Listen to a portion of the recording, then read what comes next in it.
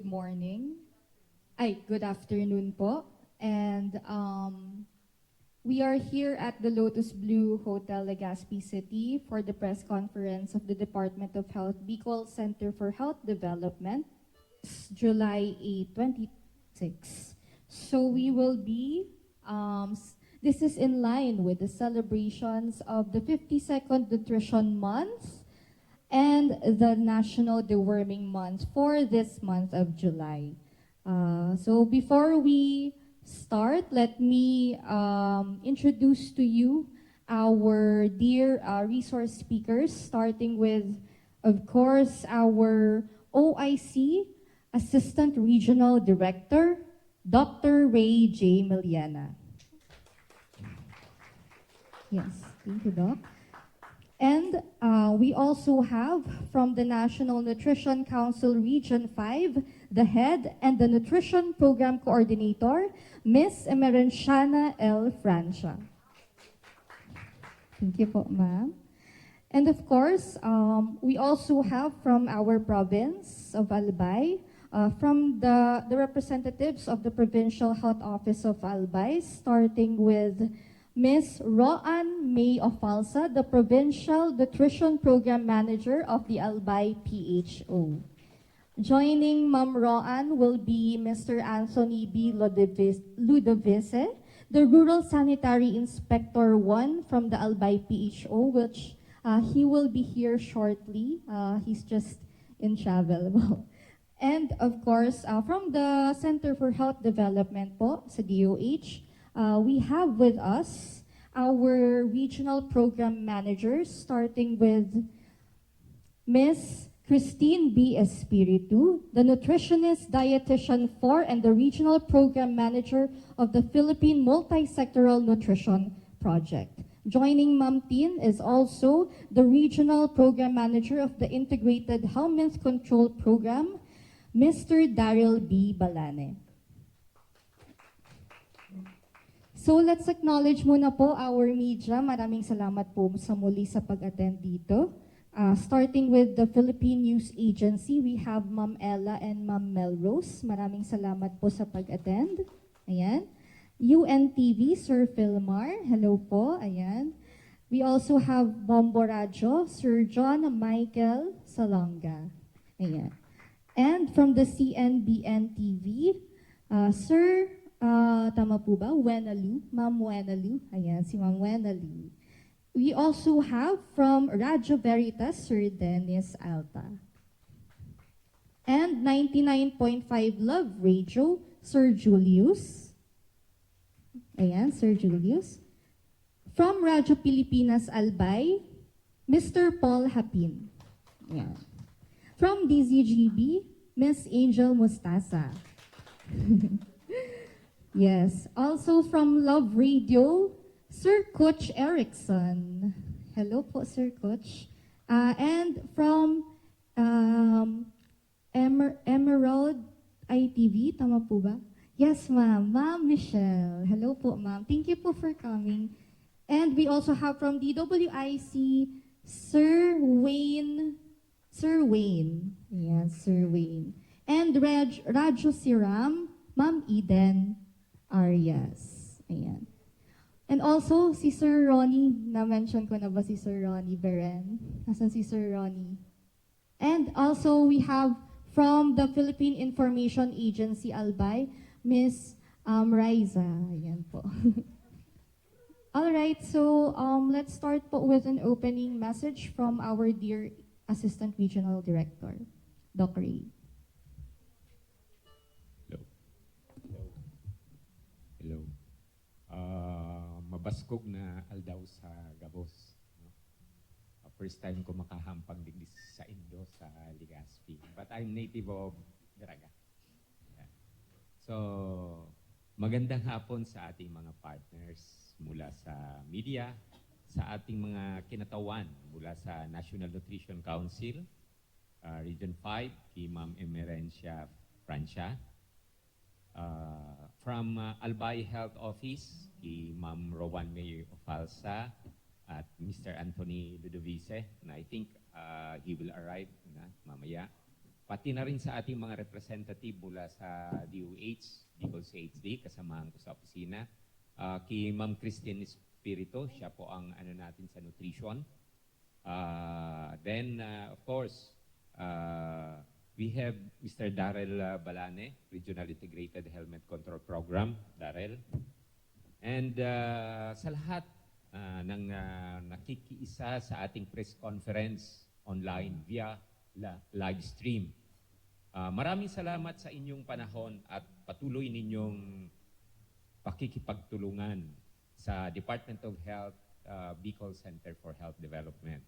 Ngayong araw, nais naming ibahagi ang mahalagang hakbang ng Department of Health at ng National Nutrition Council para sa pagdiriwang ng 52nd Nutrition Month at National Deworming Month. Magkaugnay ang dalawang kampanyang ito dahil pareho sila nakatuon sa iisang layunin, ang matiyak na ang ating mga anak at lahat ng bata ay lumaking malusog, masigla at may kakayahang maabot ang kanilang buong potensyal. Kapag pinag-uusapan natin ang nutrisyon at deworming, hindi lang ito usapin ng kalinisan at kalusugan, higit sa lahat usapin ito ng kinabukasan ng bawat batang Bicolano. Ang bawat batang malusog ay may mas pagkakataong matuto, umunlad at maging produktibong miyembro ng ating komunidad. Alam naming mahalaga ang papel ng magulang, guro at mga lokal na pamahalaan. Ngunit alam din naming hindi magiging ganap at kasing epektibo ang ating kampanya kung wala ang suporta ninyo ng ating media. Kaya ang tumutulong sa amin na maipaabot ang tama, malinaw at mapagkatiwalaang impormasyon sa bawat tahanan.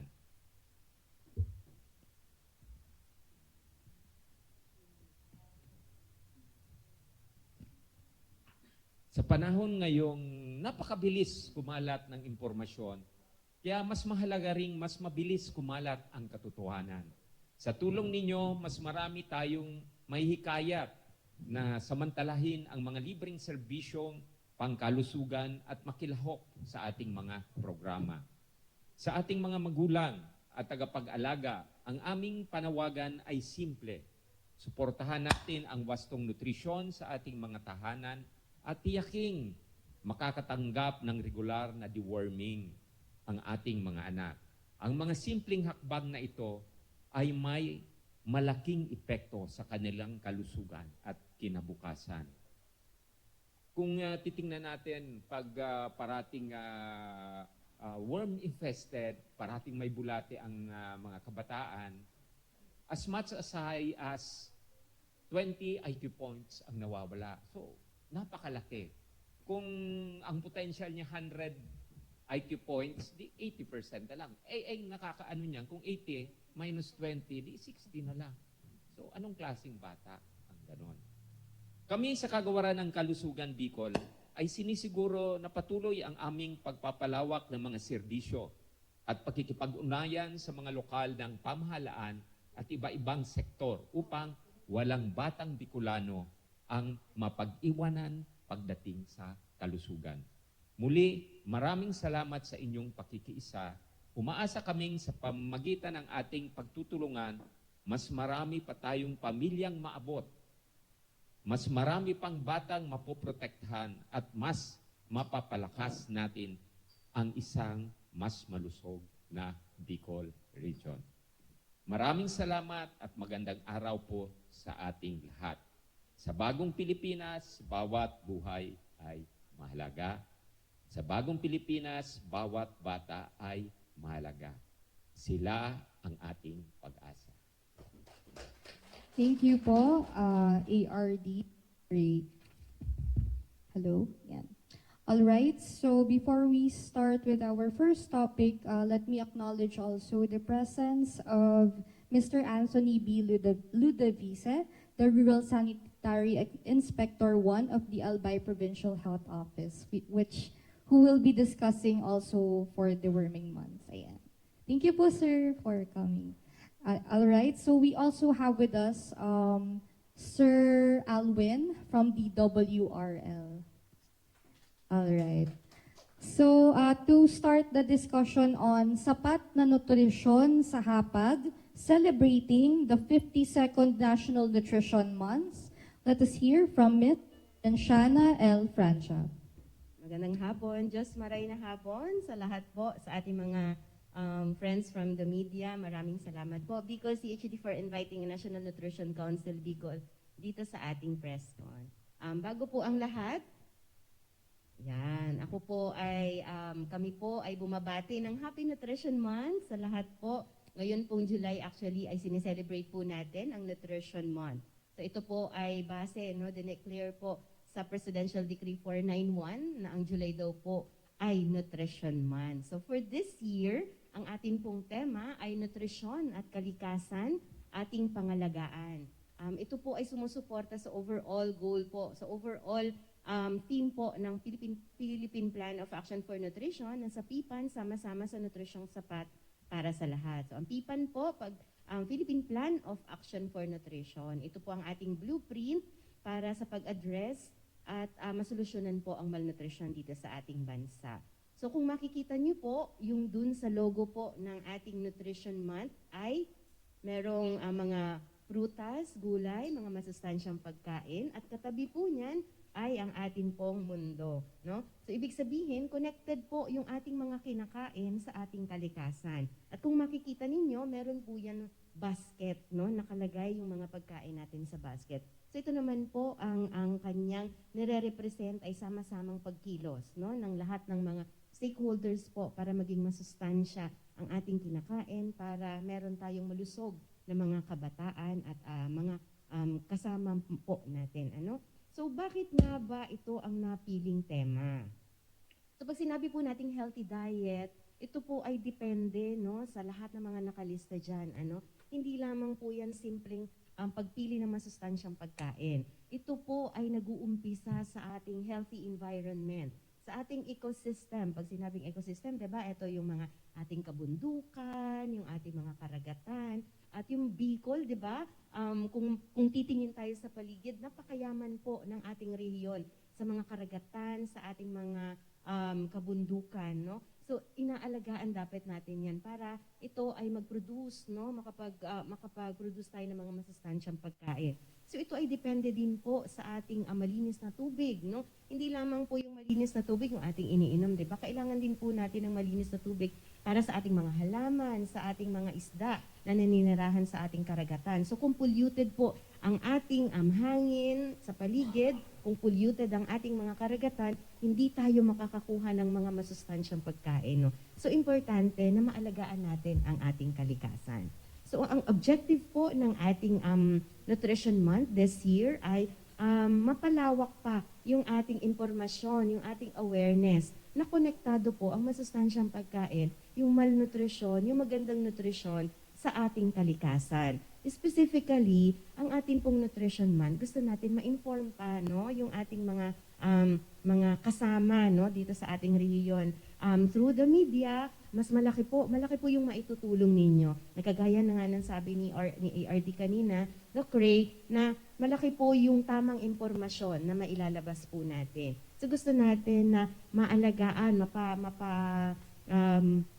ma-inform ang ating mga kababayan na ang nutrisyon ay connected po sa ating environment.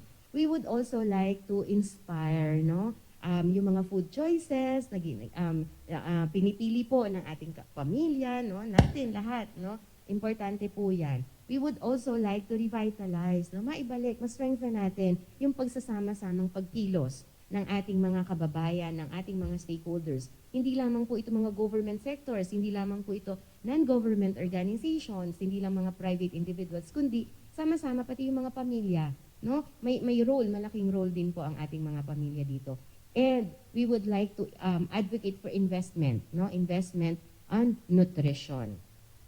So, tingnan po natin yung link between nutrition, food systems, and climate change. Pag sinabi pong food system, ito po yung journey, ito yung tinatahak ng ating mga pagkain mula sa production hanggang sa ating table. So, pag meron po tayong tinatawag na farm to table. So, pag ayan po ay importante kasi dito po nakasalalay na maging accessible, available ang ating mga kinakain. So, production pa lang, no? Pag healthy po ang environment natin, malinis po ang ating kapaligiran, yung environment, yung kalikasan po natin, makakapag-produce po yan ng mga masustansyang pagkain, no?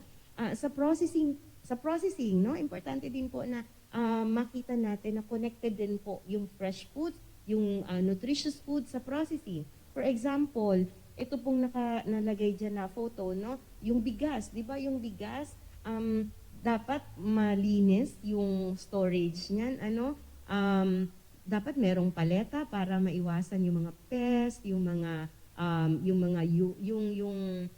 moisture sa sahig para mas mapanatili po malinis at yung ating pong mga rice, no, yung ating mga bigas. Sa distribution, sa transport, mas maganda na hindi na malayo yung pinanggagalingan ng ating mga pagkain, no?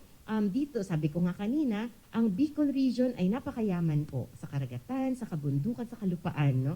Nandito na yung mga pagkain, kumpleto na tayo, no? Hindi na natin kailangan mag-angkat pa mula sa ibang probinsya. Kailangan lang po nating maalagaan ang ating kalikasan. So kung malayo po kasi yung transport pa ng pagkain, magkakos pa yan ng maraming tataas pa, no? Madadagdag pa yung cost doon sa pagkain, magmamahal yung pagkain, yung availability po, yung accessibility sa pagkain ay magkakaroon tayo ng problema diyan, ano?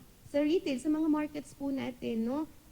Maganda rin po na fresh yung ating mga kinakain, no? At maganda na sa storage pa lang sa market natin ay maaalagaan natin at may ensure natin, no, na malinis, no, kung saan tayo bumibili ng pagkain. At syempre, yung journey na yan ay nakadepende po yan, no, sa lahat ng proseso bago makarating sa table natin yung mga pagkain natin.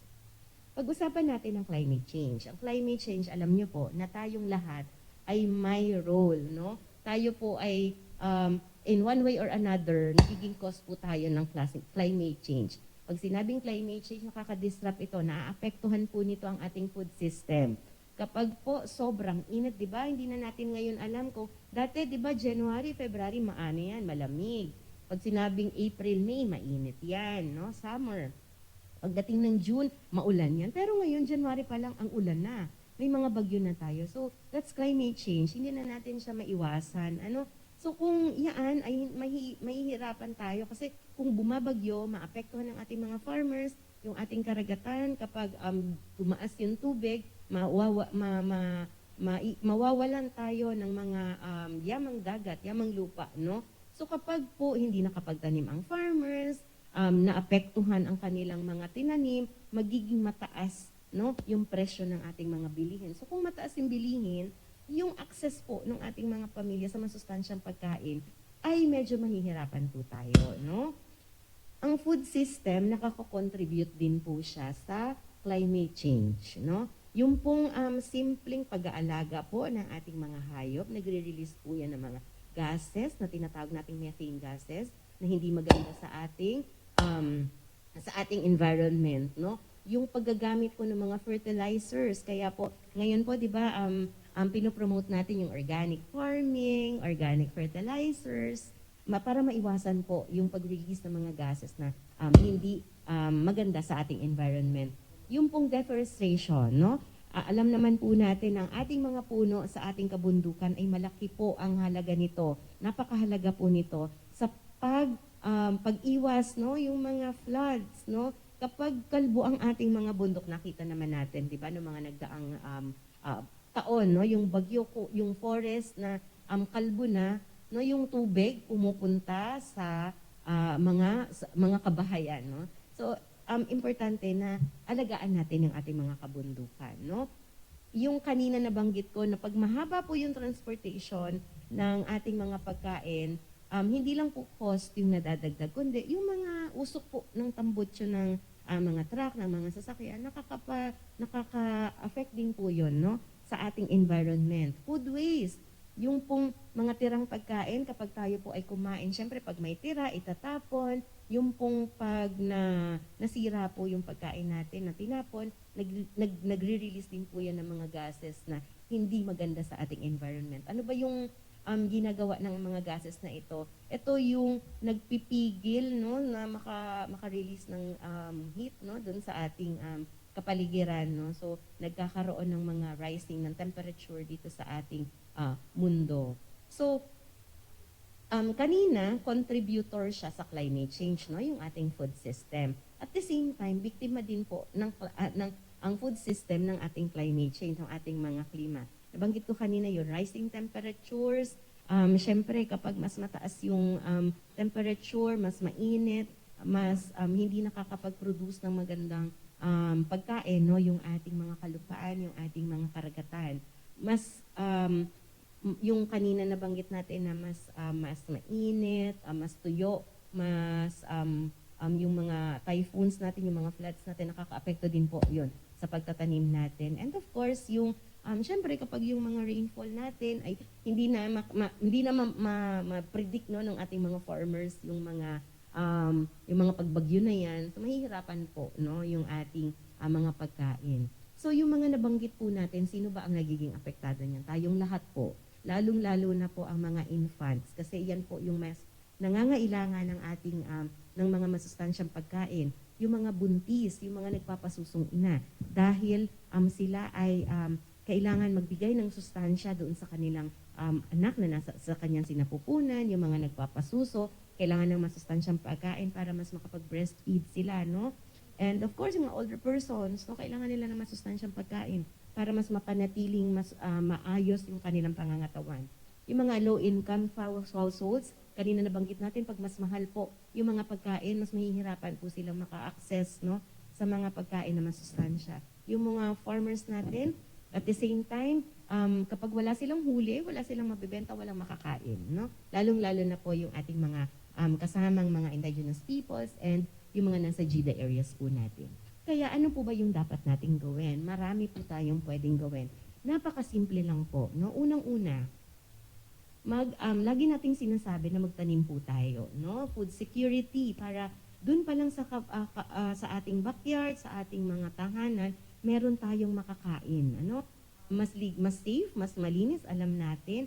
At dagdagan nyo na, kung nagtanim po kayo ng kangkong, magtanim na rin kayo ng eggplant, magtanim na rin po kayo ng malunggay. Libre lamang po ang mga buto, no? Namimigay po ang Department of Agriculture ng mga buto, ano?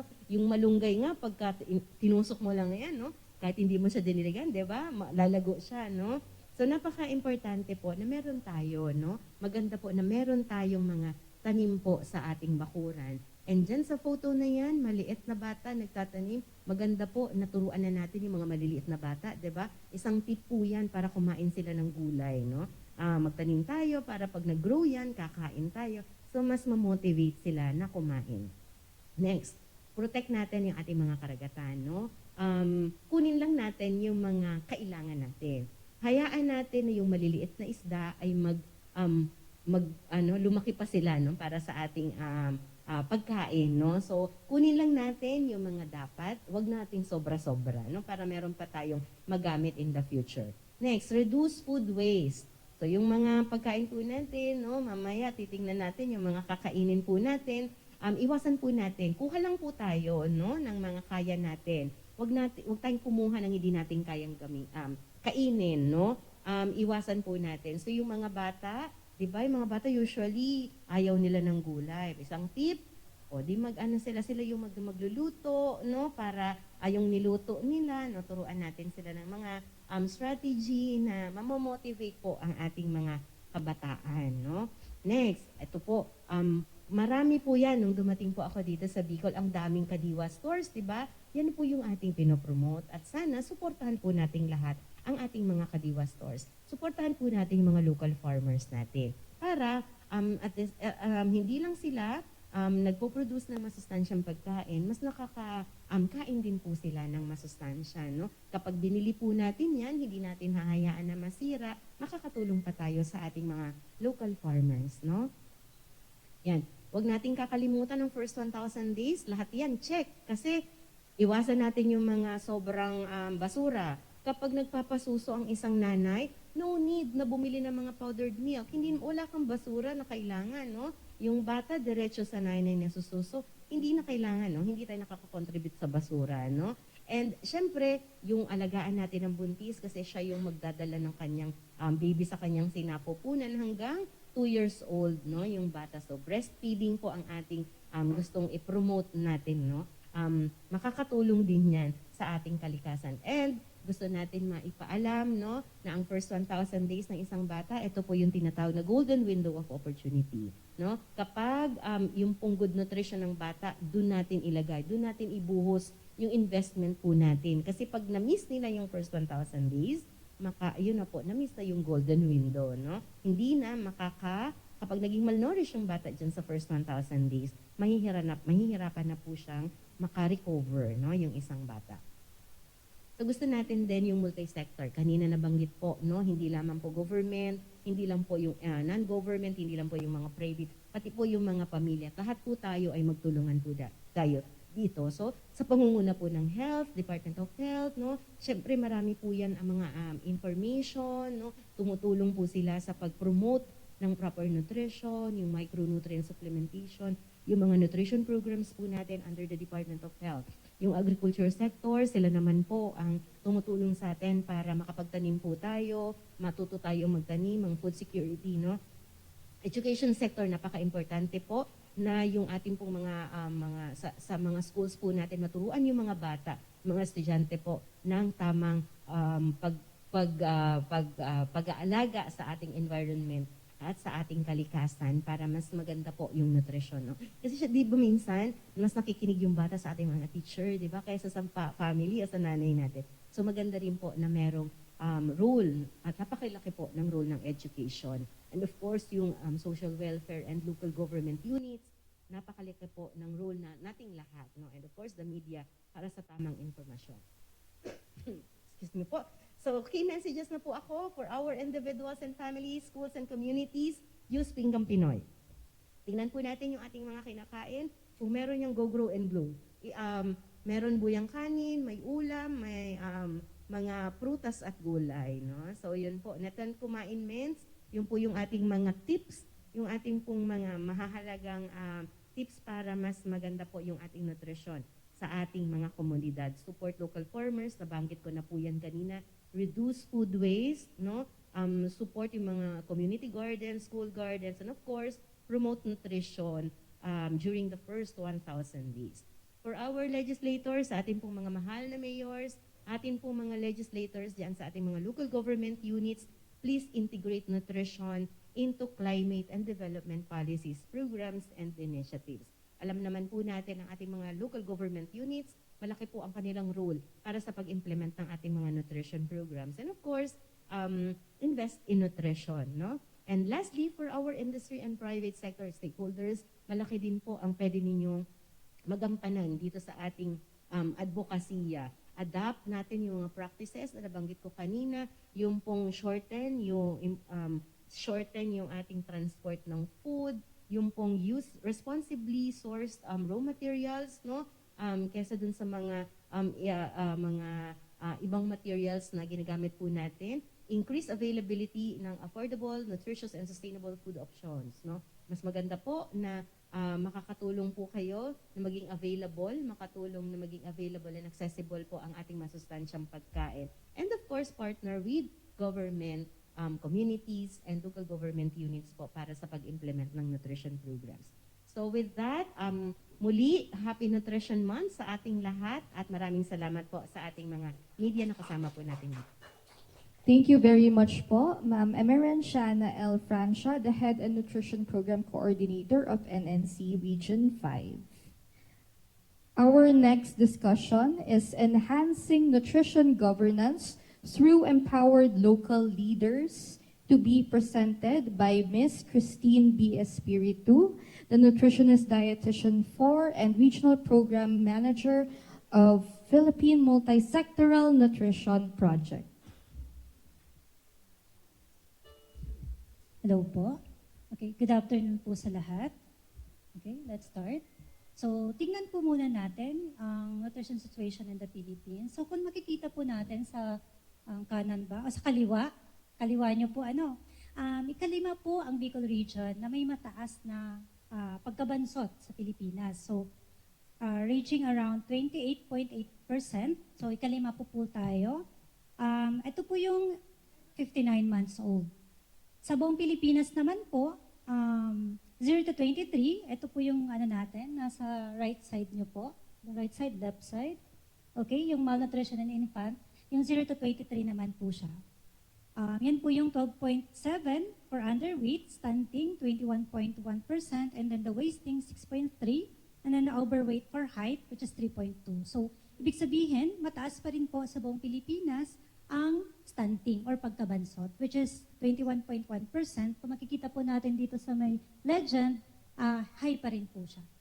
Okay? So, ayan. Ano po ba yung ginagawa natin para dito sa stunting? Ang response po natin, nabanggit kanina ni Doc Ray as well as si Ma'am Marin, yung first 1,000 days.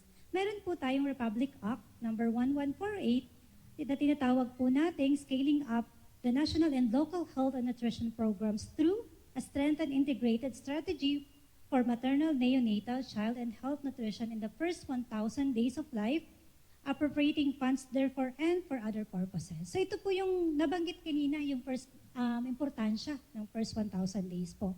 So kaya ini-encourage po lahat ng mga national government agencies as well as our partners agencies na paigtingin ang ating kampanya about first 1,000 days po. Okay? At i-integrate hindi lang about nutrition as well as the health and other mga programa na pwedeng makapasok po sa first 1,000 days. Okay? So, according to WHO and UNICEF po, kailangan emphasize po natin yung tinatawag na nurturing care as essential for optimal child and development. So, ano po ba yung nire-require ng first 1,000 days? Unang-una yung responsive caregiving.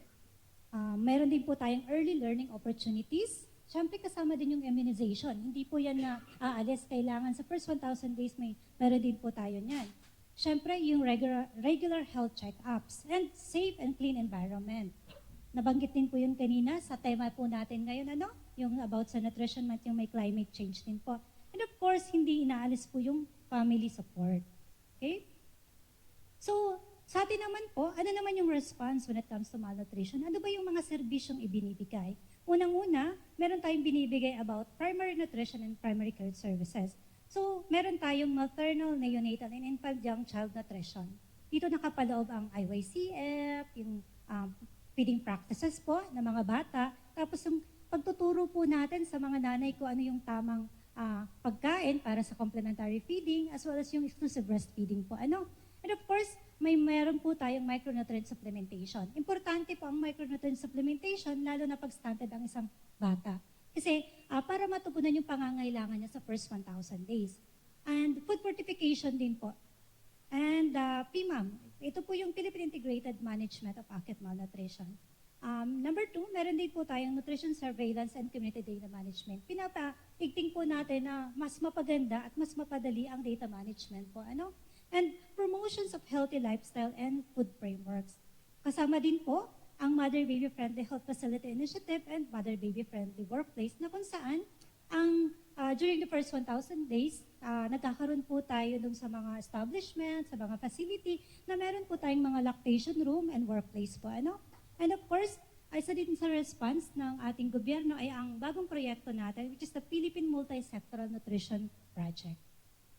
So ano yung isa sa mga malaking proyekto po natin ngayon is the PMNP as a response to malnutrition. So, sinasabi po dito na ni-unify po natin, pinagkakaisa po natin ang gobyerno para mag-response po tayo sa child malnutrition. So, nagtatrabaho po ang gobyerno as multi-sectoral. Ulit-ulit po nating binabanggit kanina na work as hindi lang nag-iisang agency dapat ang nagtatrabaho when it comes to health and nutrition. Pag-usay lahat po dapat tayo. So, ano po yung ginagawa ng PMNP? So, nagkakaroon po siya ng increased utilizations of nutrition interventions. Meron po ding improve the key nutrition behavior, empower LGUs to lead, invest, and innovate in nutrition. Dito po kasi, sa PMNP, no, meron lang tayong pinili, actually hindi po pinili, dahil po yun sa 2018 Nutrition Survey, yung kaninang data, nakapaloob po yung 235 LGUs na kasali. Luckily for the Albay, since hindi mo ganun kataas ang stunting nila, hindi po sila nakasama dito sa recipient ng 235 LGUs. So bali, 4 na probinsya lang po ang meron, which is the Catanduanes, Camarines Sur, Masbate, and then Sorsogon.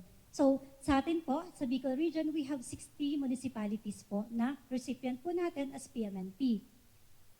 Okay? So ano po yung ginagawa po dito para mapabago when it comes to national governance, ano po? So, kinakapacitate po natin yung mga LGUs when it comes to local nutrition action development, local nutrition action planning. Nagkakaroon po ng mga workshops, may mga NLG, and then meron po mga masterclass din, meron coaching and mentoring po sa ating mga mayors, mga barangay captain, may mga ganun po ginagawa natin sa capacity building. And of course, improve the local nutrition system and governance. Ano po? Yung Local Nutrition Committee natin po, Local Nutrition Action Plan, na dapat integrated siya when it comes to AIP, Nutrition Human Resources, Info System, and commodities po natin. So, with this, we can achieve better nutrition services. So, ano naman po ngayon ang current and preferred performance po natin? So, ngayon po, currently, may mga nakitaan po tayo na non-functional local nutrition committees. So, meron pong committee pero hindi siya functional. Ano po? At yun, weak or compliance oriented local nutrition action plan. So, dahil po sa National Leadership Governance and Nutrition Program Management, ang gusto po natin mangyari is magkaroon po tayo ng effective or functional local nutrition committee. Hindi lang po nakalagay na meron lang nasabi na meron tayong nutrition committee. Dapat functional po siya. Meron po tayong mga criteria niyan para maging functional po. Tapos, of course, strategic local nutrition action plan. Hindi lang po, meron tayong local nutrition action plan kasi dapat maayos, align kung ano yung nutrition situation ng bawat LGU, dapat ganun po ang nakapaloob sa local nutrition action plan. Kasi kung walang alam po, yung ating mga LCEs, yung ating tinatawag na mga namamayo sa ating munisipyo, kung hindi nila alam yon, so mas may hirapan po tayo na ma-align yung mga programa pang nutrition. Okay po? So, nang last month po, nagkaroon po tayo ng National Mayor's Forum. So, dito po nagkaroon po ng, yung tinatawag po yung coaching, tapos nagkaroon po ng masterclass for the LCEs. So, may ano po tayo. And nagkaroon po tayo ng awarding po. So, Alagang Pinas Awards of Bicol Region for the PMNP areas. So, may mga nakuha po tayo. Pag-receive po tayo sa nutrition governance, may na-awardan po tayo, which is the LGU Pamplona. Meron din po tayong na-awardan sa social and behavioral change, which is the GAINSA and Libmanan. And then, meron pa po for the grievance functionality, Municipality of Libmanan. And our champion for procurement management, Municipality of Nabua. So, sa total of 235, may nakuha po tayo, at least 5 po, na which is big for us. Kasi ibig sabihin, nagtatrabaho ang ating mga LGUs po. Sa kanilang, trabaho po. So, na-awardan po yan sa national level. So, ano po yung hinihingi po sa atin? Anong tawag po sa atin? Hinihingi po sa atin na dapat po, lahat daw po tayo, kailangan po mag-invest in nutrition today to build healthier lives, stronger communities, and a brighter future for all. So, thank you so much po. Thank you very much po, Ma'am Christine S2. All right, so for our third topic, creating food-secure communities, nutrition situationer of Albay Provincial Health Office. We have Ms. Roan May Ofalsa, the Provincial Nutrition Program Manager of the Albay PHO. So yan, good afternoon everyone. So I am to present po the nutrition situation of Albay Province, especially po linked on the status of food security and kung ano na nga po ba talaga yung mga ginagawa ring interventions to address the food insecurity. So first po, may I present the vision and mission statements of the Albay Provincial of the Albay Province for nutrition. So as you can see po, especially on the vision statement, we really envision a province that has minimal malnutrition problem, food-secured homes and communities, and a population with maximum physical, mental, social, and economical performance and productivity. So with these statements po, we really ensure na isa rin po sa tina-target ng probinsya ng Albay ay makamit po talaga ang lahat ng mga tahanan na magipong food secured. Kasi di ba po ang malnutrition, napakadami niya pong causes, napakadami niya pong factors, and ang kailangan po natin is ma-address talaga yung root cause. And syempre po, isa sa pinaka mabigat na cause ng malnutrition is kakulangan sa pagkain. So may I present also po the Operation Timbang Plus result of Albay Province. So kanina po present ni Ma'am Tin yung sa entire Philippines, particularly yung stunting rate po ng Bicol region. So ito naman po is yung sa level lang po ng Albay Province. So this is a comparative data po from 2022 to 2025 for all the forms of malnutrition. So for stunting po in 2025, we have 5.82%.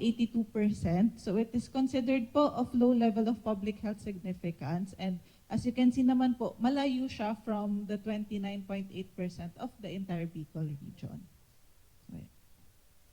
So next po, I will also be presenting the nutrition interventions implemented by the Provincial Nutrition Committee of Albay. So di naman po natin ma-achieve yung levels of malnutrition of low level of public health significance if wala naman po talagang mga interventions na ginagawa or plano pa rin pong gawin and palakasin po again yung interagency collaboration sa paggawa po ng mga interventions na to. So first we have the dietary supplementation program, or for the Albay Province po, we have the Carinderia Dietary Supplementation Program. So ano po ba ito? So recognizing the need to enhance food security by increasing access to safe, affordable, and nutritious meals, the provincial government of Albay adopted the Department of Health's Carinderia para sa Healthy Pilipinas Playbook in year 2023 and has since continuously funded its implementation. So nag-originate po to sa Carinderia para sa Healthy Pilipinas Playbook program ng Department of Health, and inadopt po siya ng Provincial Government of Albay simula 2023. So meaning, kami na po yung nag-fund ng programang ito. Okay. So under po ng Carinderia Supplementation Program, nutritionally balanced hot meals were provided to undernourished children and nutritionally at-risk pregnant and lactating women for 120 days and 90 days respectively. So again, this is a feeding program po for 120 days para sa mga bata and 90 days sa ating mga nutritionally at-risk pregnant and lactating women. So more than the hot meals po, the undernourished children also were given hygiene kits and multivitamin syrup. Lahat po ng mga beneficiaries natin, bata, pregnant, and lactating, were also given assorted vegetable seeds from the Albay Provincial Agriculture Office. And also po yung ating mga nutritionally at-risk pregnant and lactating women were given iron with folic acid or the multiple micronutrient supplement and hygiene kits. So ito po yung aming na-cover. So hindi naman po lahat ng LGUs ng Albay ay na-cover natin, because again, I would just like to emphasize that the role of the province is to really augment resources, augment intervention sa atin pong mga LGUs. So nag-prioritize lang po kami, and of course, yung basis po namin ng prioritization is yung result ng Operation Timbang Plus, kung sino po yung may matataas na prevalences sa malnutrition. So again, in 2023, we catered 350 undernourished children and 126 nutritionally at-risk pregnant and lactating women. So in 2024 naman po, 350 ulit na bata and 122 na nutritionally at-risk pregnant and lactating women. And last year, 2025, we have 215 undernourished children and 122 na NAR pregnant and lactating women. And this year po, 2026, so naka-approve na po yung proposal and kumikilos na rin po yung mga papel, and actually we will be launching our dietary supplementation program this 2026, catering to 450 undernourished children. So to be implemented po siya sa July 30, kasabay po ng aming culminating activity for Nutrition Month onwards, and 225 po na nutritionally at-risk pregnant and lactating women. So for this year po, we will be providing energy and nutrient-dense supplementary food commodities, namely the Enhanced Nutribon and Cocoa Keys with Malunggay to the identified target beneficiaries in accordance po ulit with the prescribed feeding schedule and of course yung recommended number of feeding days. So again, it will be 120 days for children and 90 days again for pregnant and lactating women. So hindi po talaga siya one-time, big-time lang na feeding program. Okay. So next intervention po is the Go Green, Grow Green Albay program. So ano po ba ito? So this is a flagship initiative of the Albay Provincial Agriculture Office addressing food security, malnutrition, and environmental stewardship. So it was implemented in compliance po with the DILG memorandum and supported by the current provincial leadership. So yung G4AP po, meron siyang dalawang components, the Albay Food Production Program and the Beautification Clean and Green Program. So the G4AP HAPAG initiative supports community and urban gardening to guarantee food security, supply reasonably priced and wholesome food while maintaining a clean and green environment for Albayanos. So dito po sa picture, kasama po kami sa interagency po tong monitoring, talagang pumunta po dun sa mga established na gardens ng mga barangays, 720 barangays po sa buong Albay. And para po siyang competition, ang grand prize po dito is 300,000 pesos and yung awarding po was done last December pa. Okay. So part of G4AP is the distribution of agricultural seed inputs across Albay, so specifically tracking inclusion and accessibility for high priority vulnerable sectors. So in alignment po with the provincial food security goals and partner agency guidelines, including that po of the DSWD, interventions have been categorized to ensure that communal gardens, school-based plots, and household level directly support children, pregnant and lactating women, senior citizens, and persons with disability. So ang napakaganda pong component ng G4AP is ini-ensure po talaga yung inclusion ng lahat ng mga vulnerable sectors na sila po ay nakikinabang and part din po sa pag-establish and pag-maintain itong mga community vegetable gardens. So meron pong community vegetable gardens for senior citizens, for PWDs, for pregnant and lactating women. So yun po yung maganda kasi nai-ensure din po yung involvement ng ating community people kasi hindi lang naman po pwedeng puro intervention na lang ibibigay. On their end din po, may effort din po sila to maintain and to establish and maintain yung community vegetable garden na in the end, sila lang din naman po yung makikinabang. Okay. So these are just the few numbers of direct beneficiaries po for 2025. So data was from the Albay Provincial Agriculture Office. Okay. So again, ito pong G4AP program po ng APAW and ng Provincial Government of Albay ay talaga pong sector-specific implementation po yung kanyang strategies. Again, in-involve po yung iba't ibang vulnerable sectors and meron po talaga silang nakuha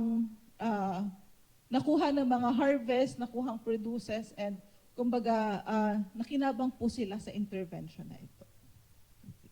So the Go Green, Grow Green program of Albay Provincial Agriculture Office contributed to improve food and nutrition security by promoting the establishment of sustainable vegetable gardens and increasing the production of fresh, safe, and nutrient-dense crops among households and communities.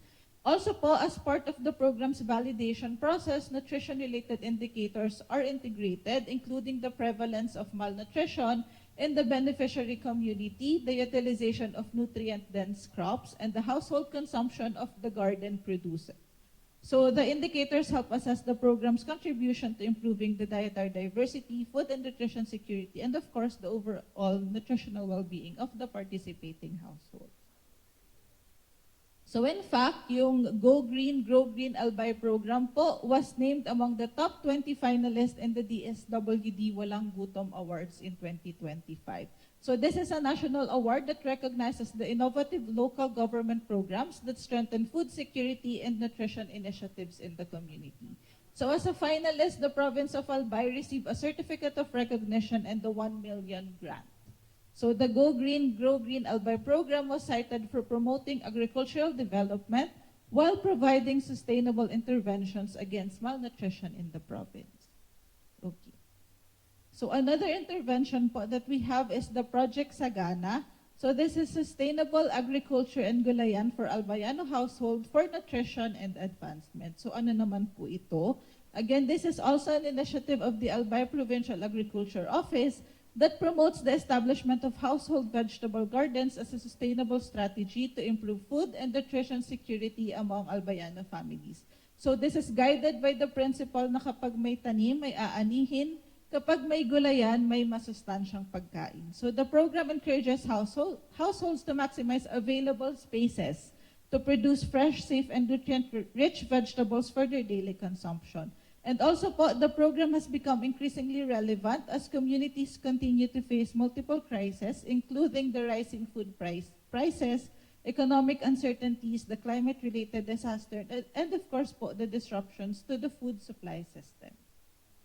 So key component po ng Project Sagana is to include the provision of free vegetable seeds, seedlings, and other agricultural inputs to support the establishment of household gardens. Also, the program provides orientation and practical instruction on the basic principles and techniques of proper backyard gardening, including site preparation, kung paano po yung efficient na use ng fertilizers, and of course, yung promotion ng organic farming to encourage sustainable and environmental friendly food production. So kasama rin po, again, this is very timely because alam naman po natin na yung Albay ang apektado ng current na Mayon unrest. So these are the nutrition activities po conducted by the Albay province in coordination po in partnership with the different agencies for the current Mayon unrest po. So these are the conducted activities po. We conducted nutrition screening, UWAC assessment, growth monitoring, breastfeeding support. We also monitored the food and milk donations in compliance to the EO 51 and of course yung referral po ng ating mga at-risk na bata. Also, we received emergency nutrition and food commodities from the UNICEF Philippines last January 28. So we received 111 boxes of ready-to-use therapeutic food intended po for our severely acute malnourished na mga bata. So we conducted joint UNICEF, DOH, and PHO monitoring activities. We have kasama po namin dyan si Ma'am Tin sa Tent City and also sa Tabaco. So the activities conducted were nutrition screening, active case finding of Ma'am and Sam, nag-appetite testing din po kami sa mga bata, and of course the direct distribution of the RUTF. So another po is the emergency and nutrition or food commodities received from the ABS-CBN Sagip Kapamilya Foundation, which was received last March 23. So yung donated commodities po included face mask, freeze-dried kangkong with tofu, bihon noodles, and canned evaporated milk, which were distributed po again to the affected families in the evacuation centers. And yung pinaka-recent po, of course, yung pinakamalaki rin pong donation na na-receive when it comes to nutrition, yung emergency nutrition and food commodities received from the National Nutrition Council Central Office through, of course, the National Nutrition Council Region 5, received last May 14, 2026. So these are the different commodities po, no? Yung mga ready-to-eat food commodities po intended for children and pregnant and lactating women. So ganyan din po kadami yung na-receive and all of this po ay distributed na din sa ating mga evacuation centers and sa mga intended na beneficiaries. So I think that's all po for the nutrition situation of the Albay province. Thank you very much, everyone. Thank you po, Ms. Roan May of ALSA. So let me acknowledge din po our media from Sigaw FM, Ma'am Ella Lamose and Sir Alan Toledo. Ayan. All right, so for our next discussion on, in line with the National Deworming Month, to discuss the Oplan Goodbye Bulate, we have with us the Regional Integrated Helminth Control Program Coordinator, Infectious Disease Cluster, DOH Bicol CHD, Mr. Daryl B. Balane. Good afternoon po everyone. I am Daryl Balane, the Regional Integrated Helminth Control Program Coordinator from the Department of Health, Bicol Center for Health Development. Ngayong araw po ay tatalakayin natin ang mga important information regarding the celebration of the National Deworming Month. So to begin with, ang Uplan Goodbye Bulati po ay isang estratehiyang inilungsad ng Department of Education of Health para po matulungan ang ating mga bata na maiwasan ang mga worm infections. So to give you a brief overview kung ano po ang soil-transmitted helminthiasis, ito po ay intestinal worm infections na nakukuha sa kontaminadong lupa galing sa dumi ng infected individual. Kung nakikita po ninyo sa ating illustration, nagsisimula po ang chain of infection sa pagdumi ng infected individual sa lupa. And these worms, kapag po nasa lupa na, have the ability to survive and remain infective not just for months but for years. So kapag contaminated na po ang lupa, dyan na po papasok ang ating two most common na modes of transmission. Una po ang feco-oral route, feco meaning dumi, oral meaning bibig. Ito po ang accidental ingestion ng worm eggs ng mga bata.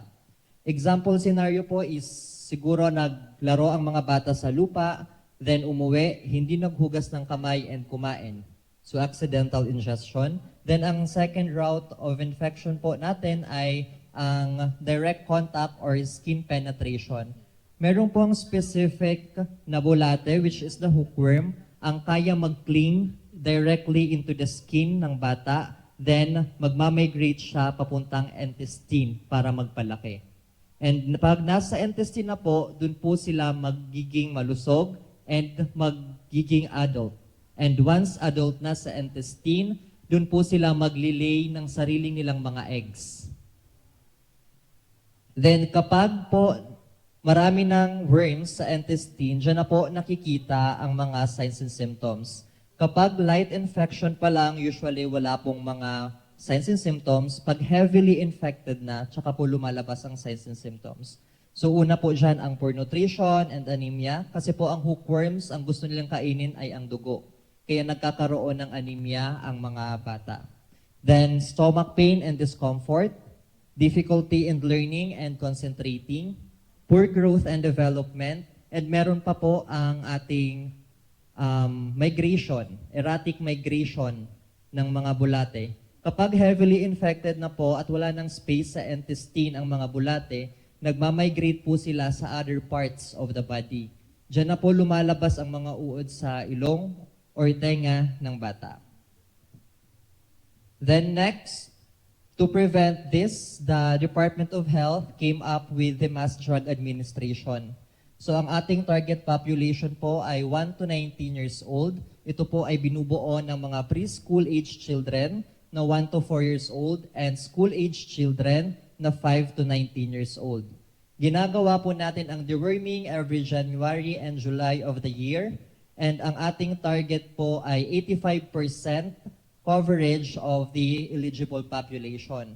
Ito pong deworming ay ginagawa both community-based and school-based.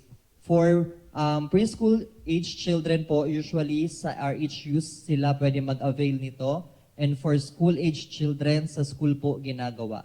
Lahat po ng ito ay ginagawa ng libre. Wala po itong bayad. Then, this data po ay nakalap natin noong January 2026 round. So, out of 2.23 million, nakapag-deworm po tayo sa region ng 1.79 million na individuals or mga bata. This is equivalent to 80.25% ng overall regional coverage. Ang pinakamataas po natin na coverage ay naitala sa Camarines Norte with a coverage rate of 98.35%, followed by the Catanduanes Province na mayroong 95.90%, and Sorsogon with 89.28%. For age disaggregation po, nakapag-deworm po tayo ng 364,021 individuals na may edad na 1 to 4 years old, which is equivalent to 80.03%. For 5 to 14 years old po, nakapag-deworm tayo ng 859,164 individuals, which is equivalent to 78.87%. And lastly, for 15 to 19 years old, nakapag-deworm po tayo ng 570,928 individuals, which is equivalent to 83.20%.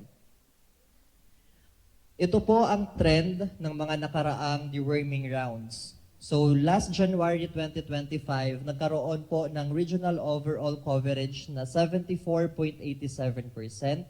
Then bumaba siya nung July 2025 ng 2.93%, naging 71.94% na lang siya. And fortunately, ngayong January round this year, tumaas po tayo ng 8.31%, kaya naging 80.25% ang coverage natin last round. So far, ang last January 2026 round po ang pinakamataas nating coverage, and hopefully, sa ngayong July round, mas tumaas pa po siya dahil ang target natin ay 85% of the eligible population. So ang Department of Health po ay nag-conduct actually ng town hall meeting with local government units and Department of Education coordinators for the implementation of harmonized MDA. Ito po ang nagawa po kami ng action plan during these dates para makapaghanda sa mga upcoming deworming rounds. So sa batch 1 po, nagkaroon tayo ng mga participants na coordinators from Albay, Masbate, and Sorsogon na ginanap noong June 17 to 19, 2025.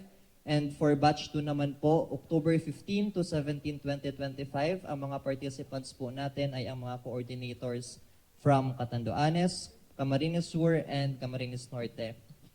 May ongoing din po tayong pinoprocure na provision of child deworming cards. Ito po ay papamahagi sa mga bata, specifically sa mga school-age children, para po mas ma-monitor natin yung kanilang mga last na deworming activities.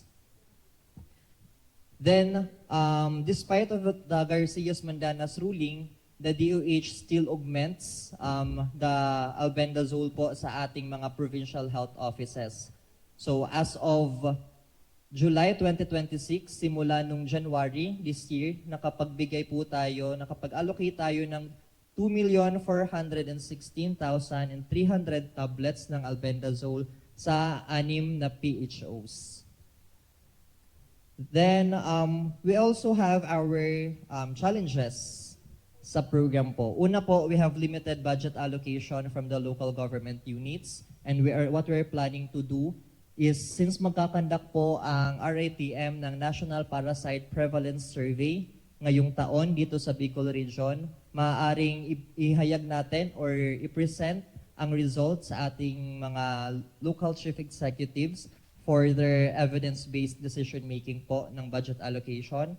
Then for the frequent turnover of coordinators po, we are providing sa regional office ng regular orientation and refresher training for newly assigned Integrated Helminth Control Program coordinators, mapa face-to-face man po, or kapag hindi kaya ng budget, we are doing it online. Then, for the refusal of beneficiaries, dito po kami humihingi ng tulong sa community and sa school na ma-strengthen ang health education campaigns, and school-based advocacy to improve school and community acceptance. Ito po ang sinasabi namin na baka pwede i-integrate ang deworming sa mga school activities, lalo na po ngayong Nutrition Month celebration. Then for RHU school coordination gaps, we are promoting regular coordination between schools and RHUs for timely and effective implementation. Dahil po ang mga gamot ay galing sa RHUs, at kailangan lang po mag-request ng schools ng mga deworming tabs. So for smooth transaction and streamline ang process, we are promoting regular coordination between the two agencies po. Then, these are the best practices po na nakita natin from each province. For Albay Province, meron po silang active risk communication and community engagement. May active partnership po sila with the Albay Provincial Information Office na nagdi-disseminate ng deworming information through Facebook and other online platforms. Meron din po silang highest number of the world high-risk individuals during the July 2025 round with 41,014 individuals reached. So aside po sa ating eligible population na target na 1 to 19 years old, nagde-deworm din po tayo ng mga high-risk individuals. Ito po, kasama po dito ang ating mga farmers, ang mga food handlers para hindi makahawa ang mga kakain sa kanila. Then we have our pregnant women. Meron din po tayong mga women of reproductive age, mga soldiers, and lahat po na merong direct contact sa lupa. Then for Catanduanes Province, meron po silang outstanding program performance. Nakapagtala po sila ng 100% coverage rate last January 2025 round. Then for Sorsogon Province, meron po silang expanded reach to high-risk populations. First po sila sa pinakamaraming na-deworm na high-risk individuals last January 2026 round. Then, meron po silang improved overall deworming coverage. So, nung January 2025, meron po silang overall coverage na 77.11%. Then, nung July last year, nagkaroon po sila, tumaas to 90.32%. For Camarines Norte, meron po silang strong program coordination and planning. So we're very thankful kasi nagkakandak po sila ng pre-implementation meeting sa kanilang probinsya. Then, ngayon po pataas ang kanilang deworming coverage. So nag-start po ng 80.27% last January 2025 na tumaas ng 97.84% noong July 2025 and nakakatala sila ng 98.35% last January 2026 round. For Camarines Sur po, meron po silang strong local government support. Maraming LGUs po sa Camarines Sur ang bumibili na, nag-procure ng albendazole tabs. For Masbate Province, meron po silang effective high-risk deworming strategy. Nag-rank second po sila sa highest number of dewormed high-risk individuals during both July 2025 round and January 2026 round. For our partners, pinakaunang partner po natin ang Kagawaran ng Edukasyon. They are spearheading the conduct of school-based deworming. So kasama na po dyan ang ating Regional Office 5, DepEd, hanggang sa SDOs, hanggang sa SGODs, ating nurses, ating teachers. For DSWD, they are integrating the deworming to the 4Ps po. Kaya nakaka-reach po tayo hanggang sa far-flung areas. Then for the DILG, we are very thankful. Last May siguro, nag-release sila ng memorandum na nangihingi sila ng data from the LGUs kung sino na ang mga LGUs na bumibili, nag-procure ng albendazole. And sa ating local government units, simula po dyan sa provincial health officers hanggang provincial health office coordinators, municipal health officers, municipal health office coordinators, then mga city health officers and city health office coordinators, pati na po ang ating mga BHWs. Sila po actually talaga ang pinaka-frontliners natin sa deworming campaign dahil sila po ang nagabahay-bahay for map-up activities. Then we also have our non-government organization na very active mag-augment, hindi lang po ng Vitamin A, kundi ng deworming tabs sa mga LGUs, ang ating Vitamin Angels organization.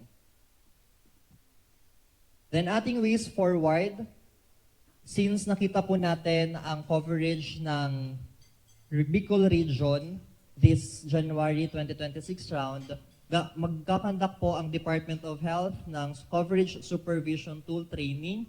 Ito po ay cost-effective na tool na mas madaling makikita at monitor kung sino na ang mga batang na-deworm at hindi pa na-deworm sa kanilang municipalities. So gagawin po ito sa August 3 to 7, 2026 dito sa Legazpi City.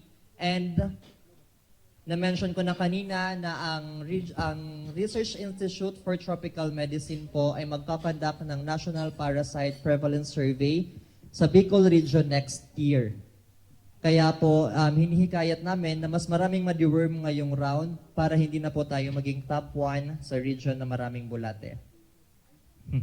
And with that, bilang pagtatapos po, nais po namin ipaalala na ang deworming ay isang simple ngunit napakahalagang paraan upang ma-maintain ang health ng ating children. So hinihikayat po namin ang mga magulang, guro, local government units at ang buong komunidad na makiisa sa National Deworming Month ngayong buwan ng Hulyo. So ito po ay makakatulong para mas mapoprotektahan natin ang ating mga bata laban sa worm infections. Kaya sabay-sabay po natin sabihin na Uplan Goodbye Bulate para sa mas malusog na Bicol at mas malusog na Pilipinas. Maraming salamat po. Thank you very much po, Mr. Daryl B. Balane. For our last topic, so to discuss naman po ang Uplan Goodbye Bulate, provincial updates. Please welcome Mr. Anthony B. Ludovice, Rural Sanitary Inspector 1 of the Albay Provincial Health Office. Ayan, hello, good afternoon po sa inyong lahat. So, since na-discuss na ni Sir Daryl ang aking counterpart sa program for the deworming, so dadaanan ko na lang ng mabilisan ng konti itong mga importance na detalye about sa STH. Pero hindi ako masyadong magbibigay ng focus dyan dahil ang bibigyan kong diin is yung performance na kumbaga yung tracking ng achievement ng aming probinsya.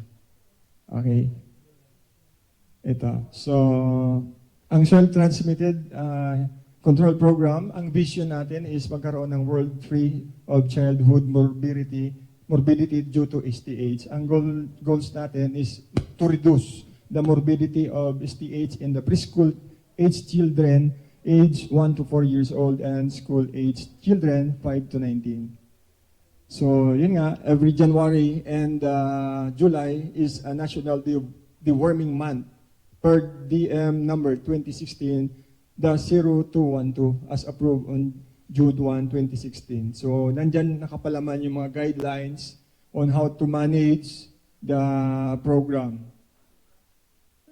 Then the recommended na drugs as per AO number 2010-0023, it recommends albendazole and mebendazole. Other than that, wala na po ibang ginagamit na pamulati sa ating mga bata.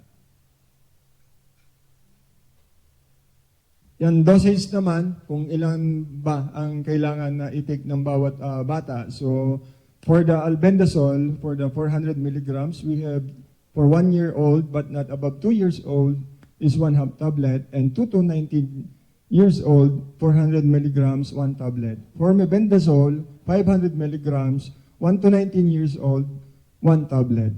So it is given to the recipients 2 hours after meal. Dapat may laman po ang tiyan. Huwag natin i-manage na gutom yung bata or may mga untoward na nararamdaman, may sakit, may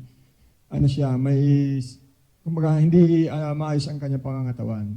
So target population, yun na-mention na kanina ni Sir Daryl, 1 to 19 years old. Then for the school children, 5 to 19 years old. For the community-based is 1 to 4 years old. And 5 to 19 years old for out-of-school youth. So, ang target population, by the way, hindi naman kailangan i-compute pa ng mga LGUs dahil may pinoprovide naman po ang national DOH ng target population natin. Kung ilan ba. So, ang benefits ng deworming, as mentioned na kanina siguro ni Sir Daryl, importante ito sa ating physical growth, sa ating mga bata. So, nagkakaroon ng significant gain o maganda pangangatawan ng bata kapag napamulate natin as compared sa mga bata na hindi talaga na pamulate. So, may increase din ito sa height, di ba? Then, sa learning and education, importante ito na natataas natin yung pag-participate nila. Hindi sila yung madalas wala sa klase kasi may nararamdaman. So, absenteeism, naiiwasan yan. Then, yung cognitive, yung reasoning ability ng mga bata, kapag ang bata talaga walang bulate sa katawan, medyo mataas talaga ang scores nila. Oops. Okay. Ito, may mga minor adverse reactions ito. May headache, epigastric pain, nausea, diarrhea, abdominal pain. Somehow, wala naman masyadong reported o walang reported sa amin sa province na nagkaroon ng ganyang mga adverse effect sa kanila.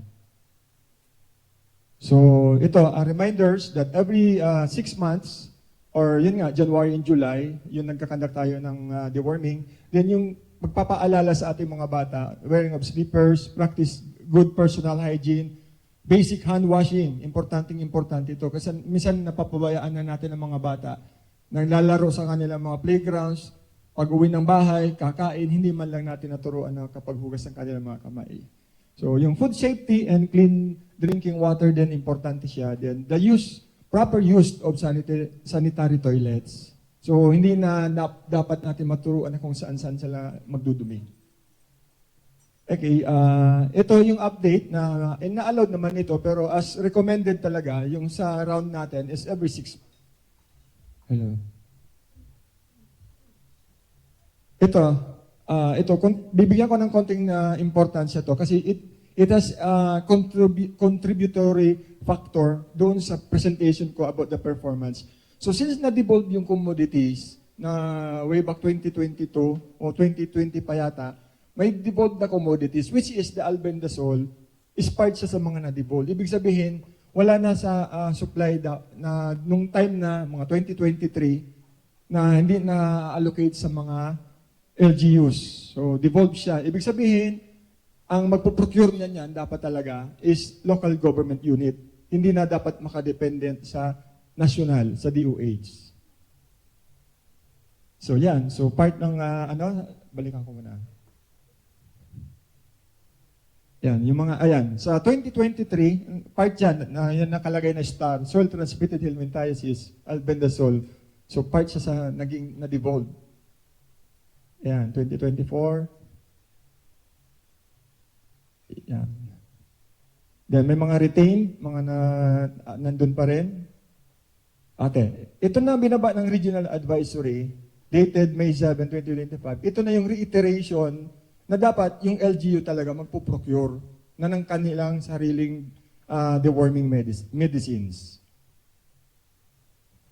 Ito, yung na-mention kanina ni Sir Darrell na part ng dinideworm natin is yung mga selective, yung mga farmers, mga soldiers, tsaka yung mga food handlers. So, kasama siya sa target na din. So, ito na, yung status ng Albay.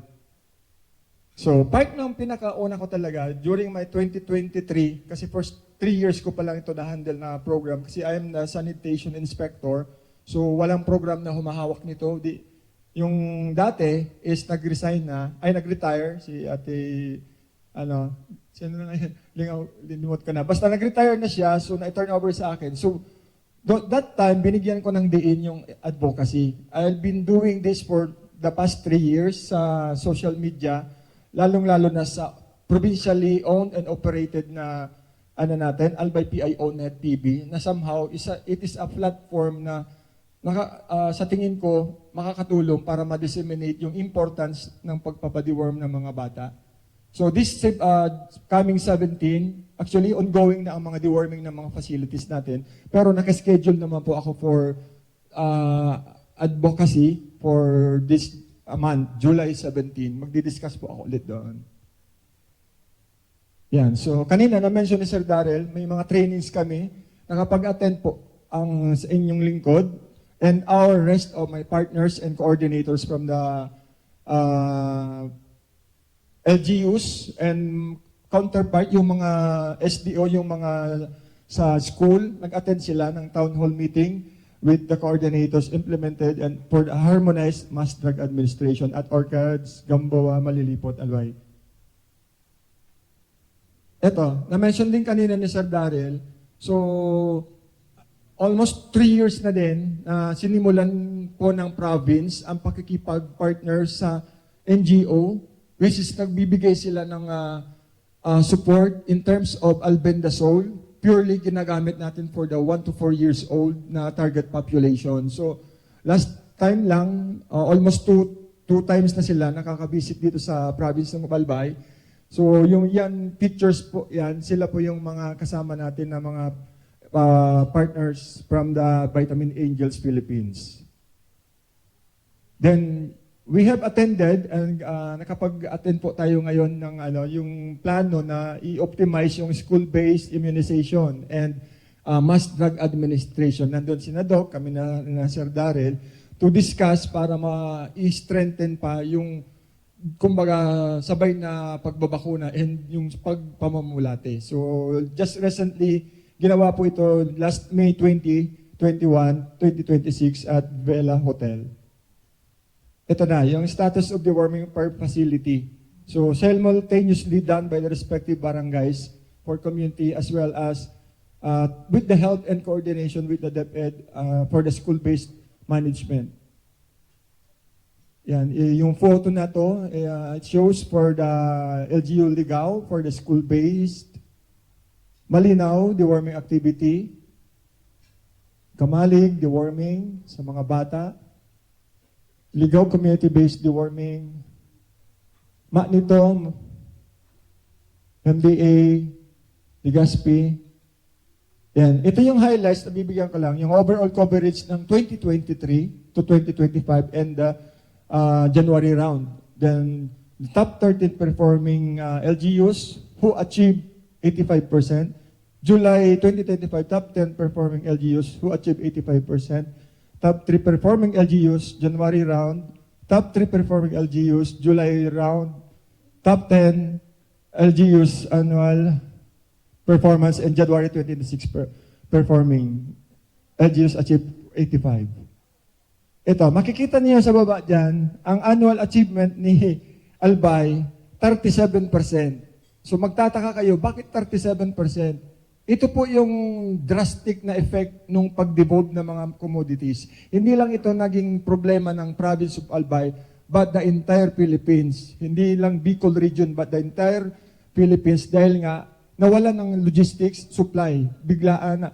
Actually, matagal na in-announce yung devolution, transition plan, kaya lang hindi talaga nakapag-prepare yung mga LGUs. Pag 2024, July, 64%, medyo tumataas ng konti. Then, ito na yung sa 2025 natin na January round, 86.51%. Ang ranking, ang mataas dyan ng January round, 2025 is Bacacay, Jubillar, and Santo Domingo. For the July round, we have achieved 81.47%. Ang top naman natin for July is Bacacay, Jubillar, and Bacacay, Santo Domingo, and Jubillar. The total ranking for the 2025 rounds is, ang top natin is Bacacay. Ang next is Jubillar, third is Santo Domingo. However, mapapansin niyo, ang target baga natin is 85%. Kaya yun ang challenge sa amin na dapat talaga ang aim namin, dahil with sufficient logistics and medicines na meron tayo ngayon, yun ang pakiusap ko sa mga natin, LGUs, na mas strengthen talaga, kumbaga walang reason na hindi ma-achieve ng 85%. Kasi sa tingin ko yung target na nila, sufficient yung logistics natin ngayon. With the support of Sir Darrell, with the help of Sir Darrell, through the national So yan, makikita po natin yung 2023, 2024, and 2025. Medyo tumataas siya, kaya lang yung challenge po sa atin, sa province, is yung ma-achieve, kasi dati awardee po ang province. Nung 2022, nung paalis nun yung dati nating program coordinator, na-awardan po ang Albay as a top performing in terms of deworming. So kaya medyo sabi ko nga, ano ba yan? Nung hinawakan ko yung program, doon naman nawalan ng supply. Kaya bumulusok talaga. Kaya naging challenge sa akin. Pero nakikita ko naman, somehow, tumataas naman. Yan. So, first round, makikita natin with 86%. Second round with, Then by the 2025 is 83.94. So, ngayong second round, yun ang, natin, na maitaas pa ang performance. Ito naman yung by comparison with 2025, kung tumaas ba sila for January and July. So yung Bacacay, tumaas siya for the July second round. Kamalig, tumaas din, naging 99.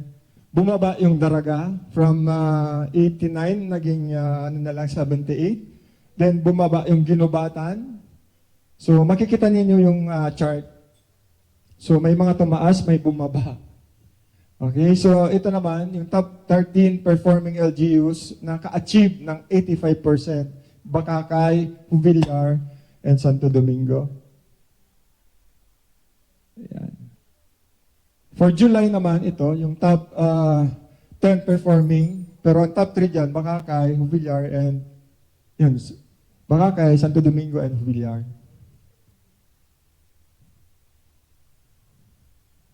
Okay.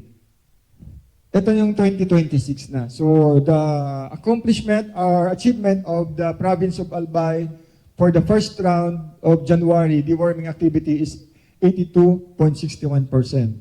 So, ang top 1 po natin is the Magnito, then Kamalig, and the other one is Santo Domingo. Sila yung top 3. Ito, makikita ninyo yung na-discuss na din po nito ni Sir Darrell. Ang challenge sa amin dito is yung sa school-based.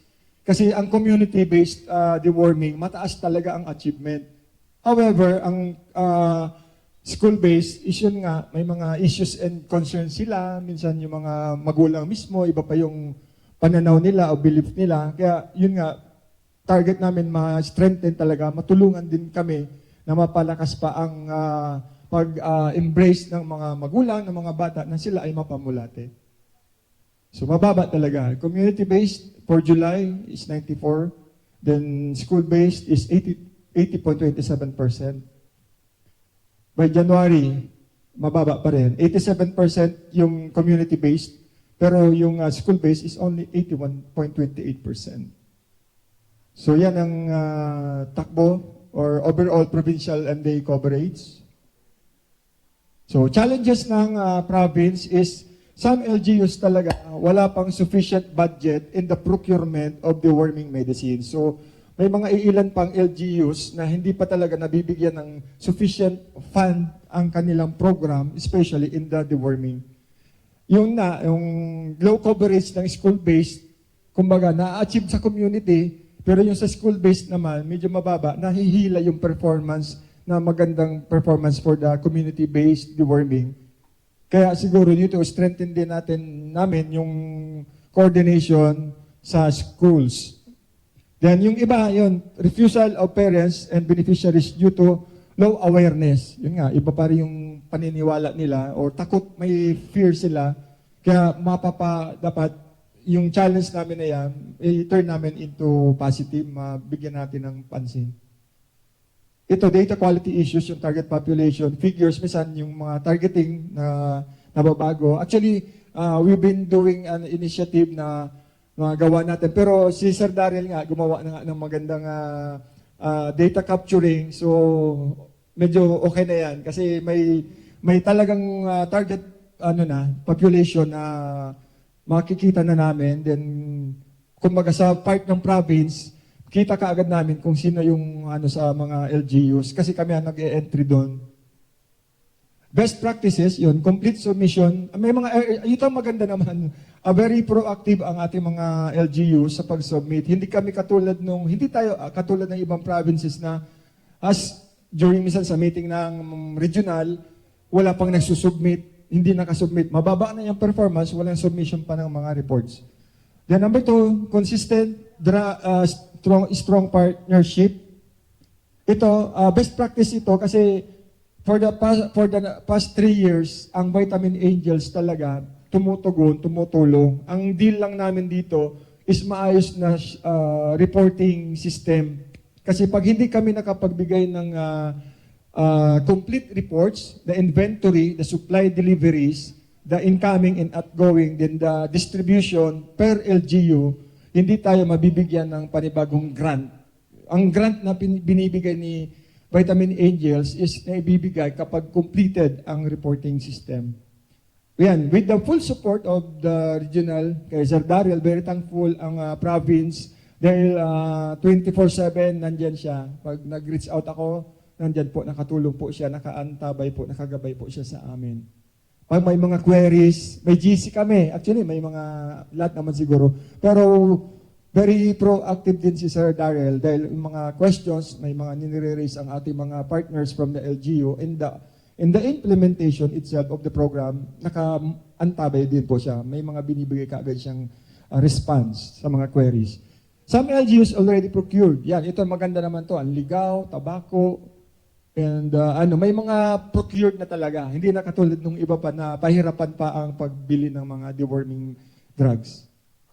Ways forward, yun, mas kakandak tayo ng rapid coverage assessment. Yun nga, yung projected na gagawin na program ni Sir Darrell. May seminar kami this August. So we will be attending this training. Then number 2, to ensure the allocation of deworming medicine. So ako bilang coordinator, ini-ensure ko na yung mga needs ng bawat LGU, kung based doon sa target population nila, yung supply na binibigay ko talaga is dapat maka-suffice po yun sa kanila. Then attend consistently, yun naman, initiative meetings and trainings with the DOH. Then to attend the coverage supervision, yan na. Then coordinate with the proposed SBMI. Ito kasi, medyo pinaplanning pa po ito. Pero sa tingin nga namin ni Sir Darrell, pwedeng may positive, pwedeng may negative. Kasi baka pag nag-combine na yung immunization and drug administration, baka maging reason na baka after effect ngayon, madahilan pa yung kung alon man doon. Kasi iba ang bakuna, baka may effect yan. Kung nag-deworm tayo, then nagkaroon ng effect yung bakuna, baka matamaan pa yung pagpapamulate natin. Pero ito, nasa piloting pa man lang to. Hindi ito national, kundi provincial pa lang naman. Ang target nito ng SBMI is yung Sorsogon and Albay, dalawang munisipyo. For Albay is Ginubatan and Pulangi. With that, thank you very much. So, I take this opportunity sa mga media partners natin, matulungan po kami na ang pagpapamulati is malaking tulong po talaga na dapat na bawat bata is mapamulati natin. Mas ma-enhance pa natin, ma-improve pa natin ang advocacy na i-embrace nila ang deworming program ng ating government. Thank you very much and good afternoon po. Thank you very much po, Sir Anthony B. Ludovice. So, bago po tayo dumako sa open forum, meron po tayong drink sa likod habang nagsasnack. And also coffee, meron din po sa likod. Ayan. So, gentle reminders na lang po sa pagsagot po, ay pag-question po sa open forum, limit po sa maximum of 3 questions para lahat po ma-accommodate. And also we have advanced questions po sa ating media GC, sa ating group chat. So basahin ko muna po, inahin muna po natin yung mga advanced questions. Starting with, from the WIZFM, Ma'am Eden Arias. So, yung sa kakadiscuss lang po natin sa deworming, sa mga magulang daw po na takot magpainom ng pampurga dahil matagal nang di napupurga ang bata, iniisip kasi nila na baka mabulabog ang bulate dahil ang iba lumalabas sa bibig. Normal pa po ba yun kung ang bulate lumalabas sa bibig pagtapos uminom ng pampurga? So, Okay, to answer the question po, we always naman na sinasabi na prevention is better than cure. So, we have light infection and heavy infection po So, as I discussed earlier, kapag light infection po, wala pa po siyang signs and symptoms. Diyan po sana tayo magde-deworm ng mga bata para yung mga existing na worms sa intestine nila ay mailabas na nila na unti pa lang. Pag heavily infected na po, kahit hindi uminom ng deworming tabs, lalabas po siya ng kusa sa other parts of the body. So, ayun po ang gusto natin na wag na patagalin, magpa-deworm na agad para po unti pa lang na ilalabas na. Yun din po kung bakit twice a year tayo nagde-deworm. Dahil ang deworming tabs po, ang inaalis niya ay yung mga existing lang. Pero what if mag-reinfect? So, after 6 months, nagde-deworm ulit para ma-prevent din ang reinfection.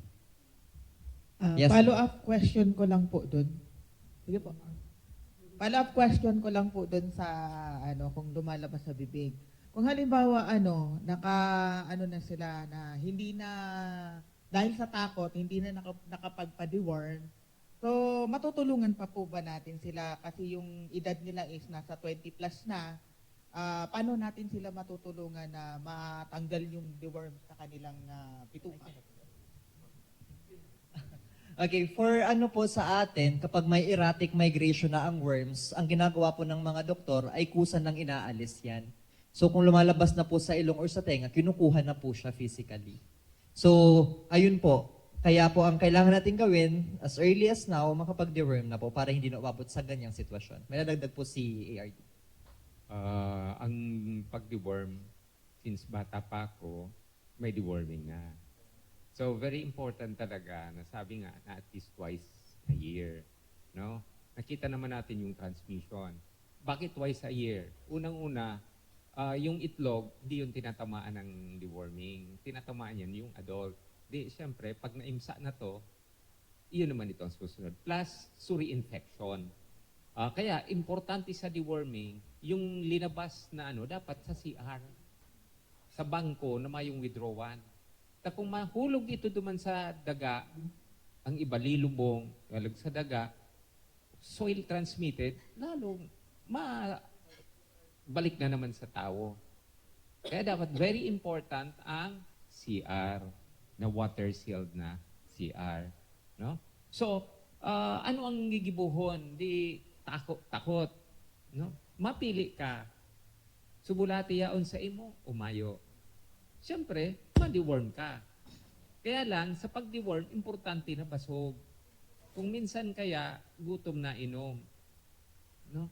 So, pag gutom, siyempre, magiging erratic ang ang bulate. Kaya, maski sa inyan madyan. Kung minsan, kung may medyos, mag-deworm, may advice sa doktor, kung minsan may mga titaong yan. Pero ang pinaka-importante lang, as per sa kuyang obserbasyon, kung po pwede, maski nga sa school deworming, kaya baga nagagutom na bago mag-deworm. Kasi pag gutom talaga, yan ang giging erratic. Pero ang lesson learned, kung po pwede po, regularly mag-deworm.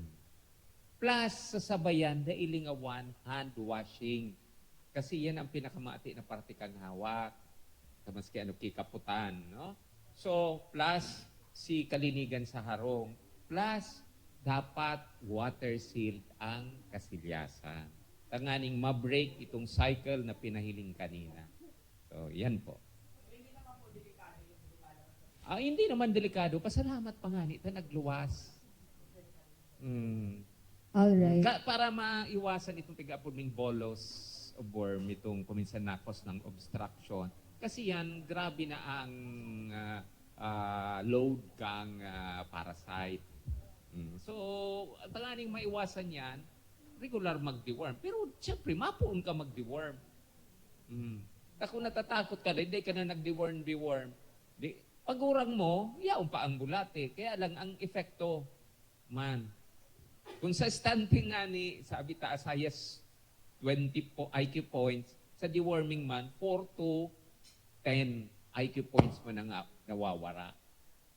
So, importante mag-deworm. Hindi ba takot? Igwa kitang ready man ang mga health centers, ang mga ospital during mass drug administration. Darahon tulos po sa pinakaharaning health center. Dahil na darahon na may nangyayari, mga dapog-dapog pa o kung automatic po, nakaready po ang Department of Health, ang mga ospital to handle such cases. No? Taro na lang po. Ulit ko, no? Kasi tatlo naman naniniwala po ba kayo na ang prutas like pinya at saka susaro pa nakakaali ki bulate? Totoo po ba 'yon? Maliduwa susaro nalingawang ko. Pinya pinya. May mga talaga, may Ayun, lukban po, lukban. may mga herb, mga pagkakan na may epekto in a sense. Pero mayong madaog talaga ininang deworming meds kasi it has been studied no? Scientifically, bako lang by testimonial, but proven na talaga. At saka, timbang na timbang ang active ingredients. Kaya, makitang ini mga deworming na pang natural, day mo aram kung ano ang epekto. To be sure, mas ininalugod talagang pang deworm.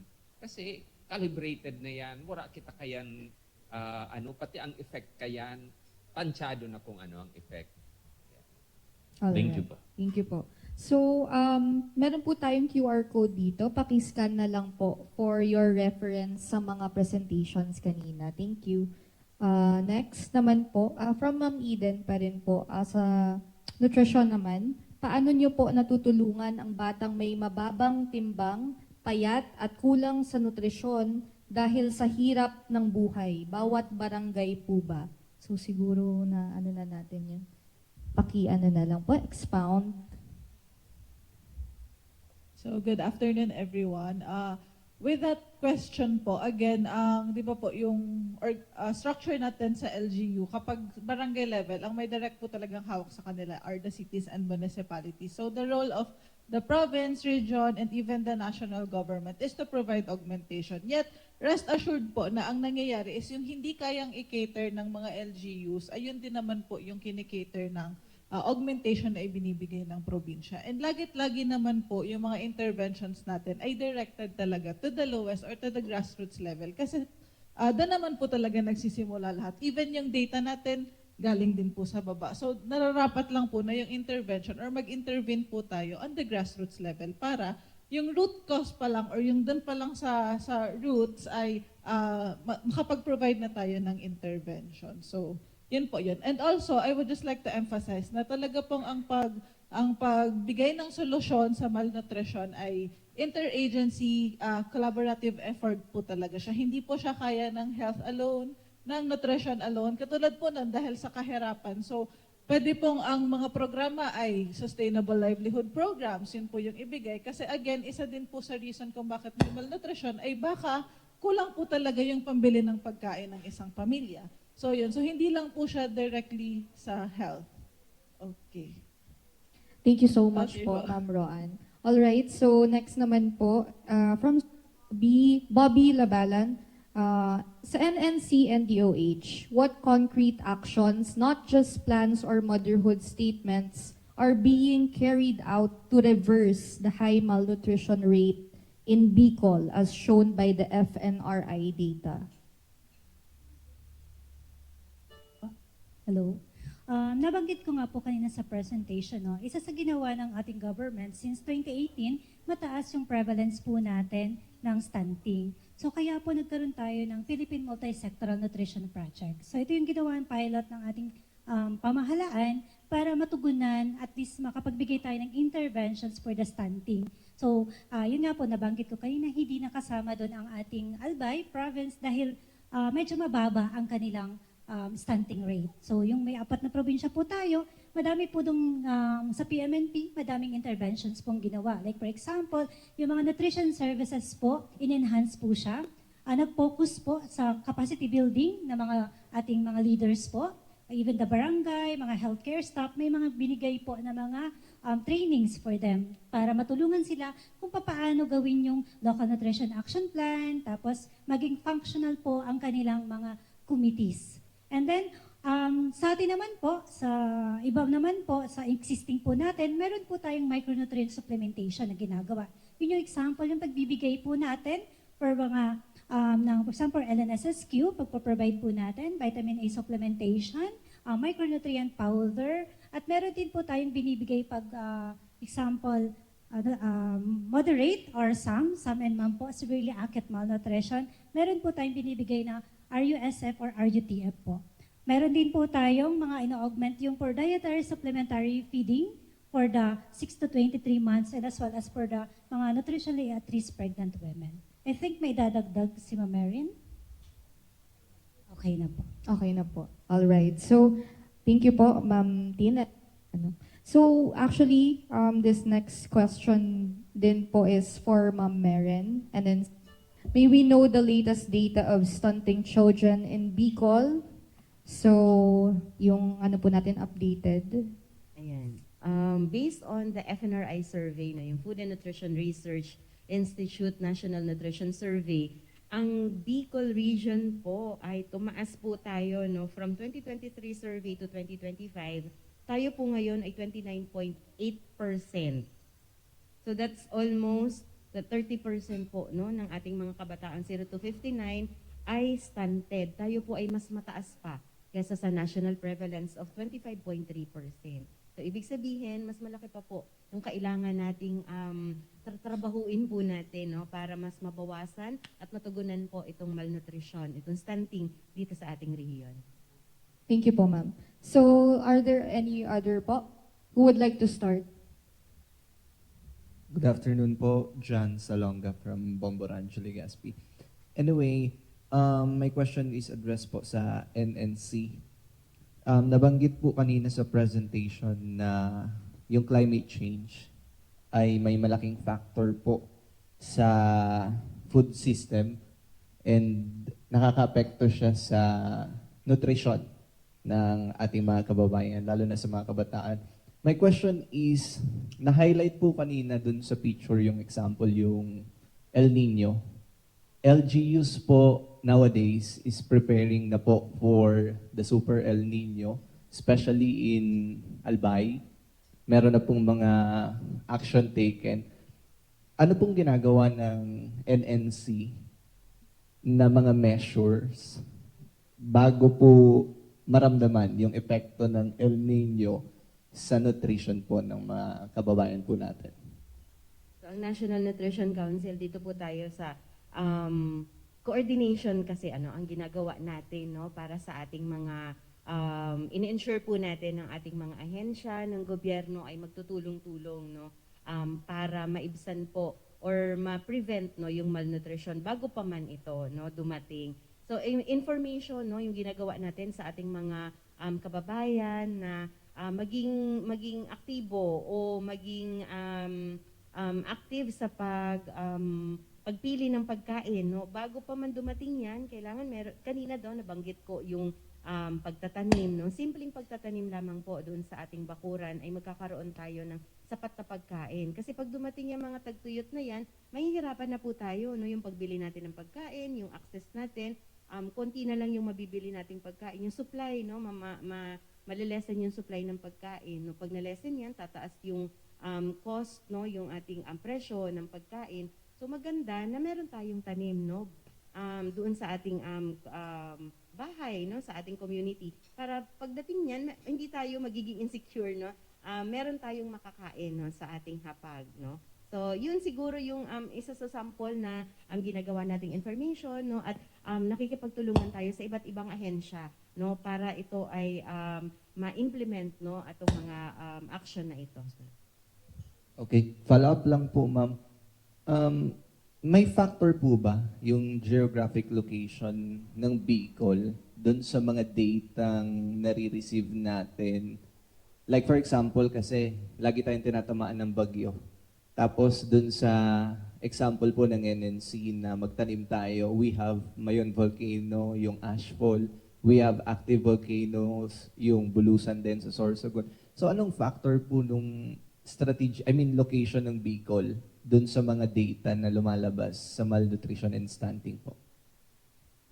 Pwede, no? Pwedeng maging factor yon kasi syempre pagka palagi tayong binabagyo, palaging nandiyan yung effect nito, no, sa mga tanim natin. So kailangan yung mga farmers natin matulungan natin, no, kapag bago pa man bumagyo, maganda na alam natin, no, kung kailan babagyo, kailan yung mga tagtuyot na yan, no, para makaka-adjust yung ating mga farmers, no, ating mga fishermen, no, para sa kanilang pagtatanim, sa pagkuha ng mga isda, no, sa karagatan natin. Maganda rin na meron silang impormasyon na sakali na yung advanced information ba, sir, na kapag ganito, yung prevention, parang prevention is better than cure, na kapag meron ng signal, meron ng nakita na papalapit na bagyo katulad ng ating bagyong Inday ngayon, 'di ba? So papalapit 'yan, dapat magawa na ng mga alternatibo, no, ng mga aksyon ng ating mga kababayan. For example, yung mga malapit ng pwedeng, anong tawag doon? Kunin, i-harvest, no? I-harvest na ng maaga para mas magamit pa ito, no? Yung ating mga kababayan na dapat mag-imbak na ng pagkain, no? Para makapaghanda, no? Sa kanilang mga kakainin. So, importante po na may tamang impormasyon, advance yung information, tama ang impormasyon na nilalabas. So, yun siguro, sir, ang aking ano. Hello po, good afternoon po. I'm Paul Hapin from Radyo Pilipinas Albay. Now, my question po is to Ma'am ulit, Ma'am Emerenciana. Ayan, Ma'am. Eren na lang NNC. po. Okay. Kasi nabanggit niyo po kanina sa presentation na ikalima ang Bicol region sa may pinaka maraming bansot, tama ba? Yan, sa buong bansa. So now, ano pong may recommend ng NNC sa mga LGUs dito sa Bicol para ma-address natin ito na problem natin? Parang mula nung bata si ARD, nandyan na yung malnutrition, no? At nakakalungkot isipin na ang Bicol region na mayaman sa likas na yaman, mayaman sa kagubatan, mayaman sa karagatan, tayo pa yung palaging mataas yung malnutrition, no? Tayo palagi yung nandun, no? Pag top 10, nandun yung Bicol region. So sa ating pong mga local government units, lalo na po sa ating mga local chief executives, please invest in nutrition, no? Magkaroon po tayo ng planong pang-nutrisyon. Tingnan natin, no? Kagaya ng nabanggit kanina ni Ms. Roan, tamang assessment, tamang pagtingin, no? Sa sitwasyon doon po sa inyong mga lugar. At kapag nakita na po natin na meron tayong malnutrition problem, o kahit i-prevent lang po natin, magkaroon po tayo ng nutrition action plan at hindi lamang po plano, bigyan po natin ito ng pondo. I-integrate po natin sa ating mga local budgets, no? Sa ating mga AIPs, bigyan ng pondo ang nutrition program. Sa banggit na kanina ang iba't ibang programang pang-nutrition para ma-address po natin ang malnutrition. At syempre, no, i-implement natin ito at syempre i-monitor, no?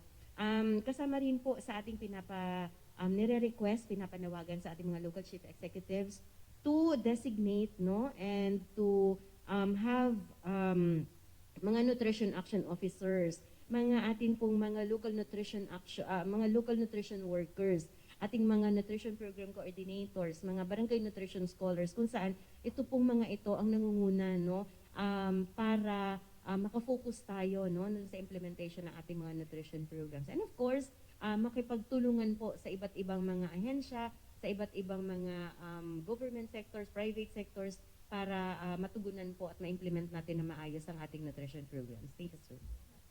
Okay. Can I add? Siguro, panawagan ito sa ating mga lokal gobyerno through the leadership, lalong-lalo na po ng provincial government, to look at nutrition holistically. Tingnan natin from production, processing, distribution, retail, consumption. Kasi kung titingnan natin sa determinants of health, parati kong pinabalikan yan, only 20% yung sa health per se, yung intervention. 80% non-health, socio-economic, then behavioral. That's why malaking portion yung advokasya na where nandyan ang media, no? Kasi kahit meron dyan technology pero ang health seeking or nutrition seeking behavior na hina, hindi sila mag-access. Kaya going back sa nutrition, sa production, bakit? Tingnan natin yung mga arable land natin. Parating madali mag-convert. Dapat may comprehensive land use program ang bawat LGU. Na yung mga arable, yung mga tinataniman, wag nang i-convert na basta-basta for the sake na may residential, may golf course, and so on and so forth. Dapat, sabi natin, parati kong sinasabi, na ang hold natin sa future is a good plan. No? And saan po nanggagaling ng pagplano? Siyempre sa tao, and of course, ang nangunguna dyan, yung ating mga leaderess. No? So, tingnan po ito, from production, yan. Kung parating nagko-convert, problema talaga tayo. Then, pangalawa, may flooding. Diba? Connected na mention yung sa tubig. Kasi kung walang tubig, walang food production, walang kompromiso. So pagtuunan natin, protektahan natin yung fresh water natin. So papasok ang pollution. And it is proven na ang contamination, it's not really industrial sa fresh water natin. It is domestic. No? So yung mga tae na nakakakontamina sa and so on. No? Tapos kaya during ng flood control, tingnan na anong gagamitin natin sa mga tubig na yan na napakarami, ipasok natin yung technology. Tapos ang source ng water supply na iinumin, di ba? Problema natin yan dito sa Albay. So siguro pagtuunan na talaga na kung saan pwede makakuha. So pwedeng gamitan ng mga bagong technology, mag-invest na, no? Kasi mahal na nga ito, magkano na. Baka later on mas mahal pa yan kaysa sa soft drink. No? Kasi later on baka mabubuhay kasi tayo na walang kuryente, walang internet, pero walang tubig. Hindi kita mabubuhay. Kaya very critical. And one of my advocacy, personal na itong advocacy, kaakibat ng to protect the fresh water, lalong-lalo potable water, yung sanitation. So, yung kumustahin natin yung sewage system natin. Ang isang community may pinaproseso na malinis bago bumalik yan sa body of water. Ang mga kabahayan, mga building, sealed ang septic tank, may treatment. Ngayon baga sa building code, piniprescribe, sealed. Mga 4 or 5 to 10 years, baka puno na yan. Ngayon, yung napuno, saan mo na yun itatapon? Kasi higupin yun. Ready ba ang ating LGU to to manage it? So siguro yan ang pag-investa natin. This is part of climate change.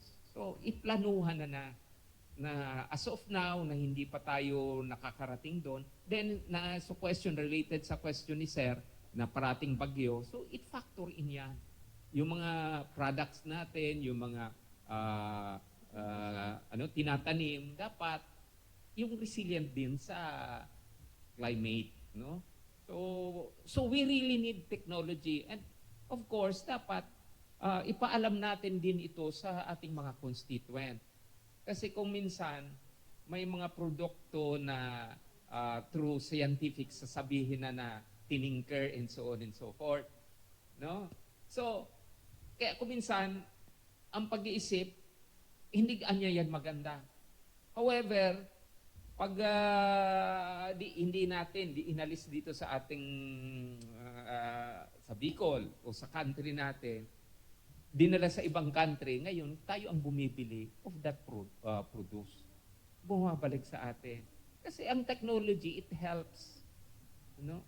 Kasi yan ang form of adaptation. So siguro di naman sa dapat mapaliwanagan ang tao. Kasi ang poverty, kung titingnan natin, one of the reason sa nutrition is poverty. However, personal ko sa poverty, it's not the poverty financially. It's the poverty of ideas. So, kasi kung poverty na financial, kung marunong ka maghanap with the current technology, but you have to be very critical. Na dapat katotohanan ng makuha mo. Kasi kung nakuha mo tama ang aksyon na coming from the idea. Then, naging mo yan ugali. And human resource, yan ang protektahan natin. That's why yung deworming, yung bulate, yung stunting Kasi tulad ng example ko niyan, ang Israel, disyerto, napakaliit. But their human resource, look at now, sila number 1 na nagpuproduce self-sufficient sa food production. Fresh water, meron sila because of technology. So, yan. Looking at that, kung kaya nila, kaya natin. So, yan po. Opo.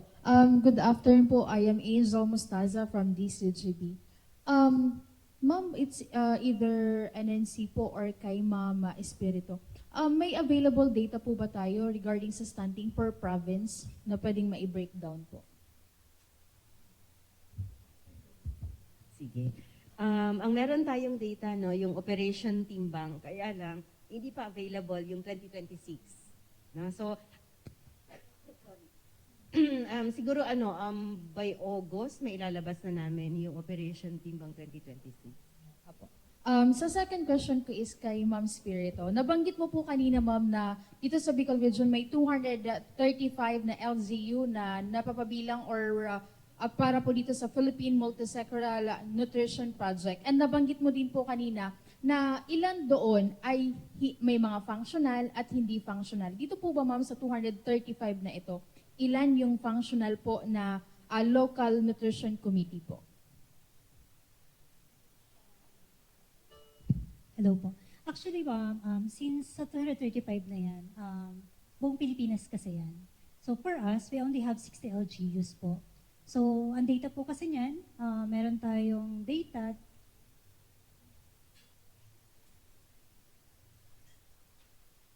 Hold on lang po, no? Chine-check lang po namin kasi as part of our data,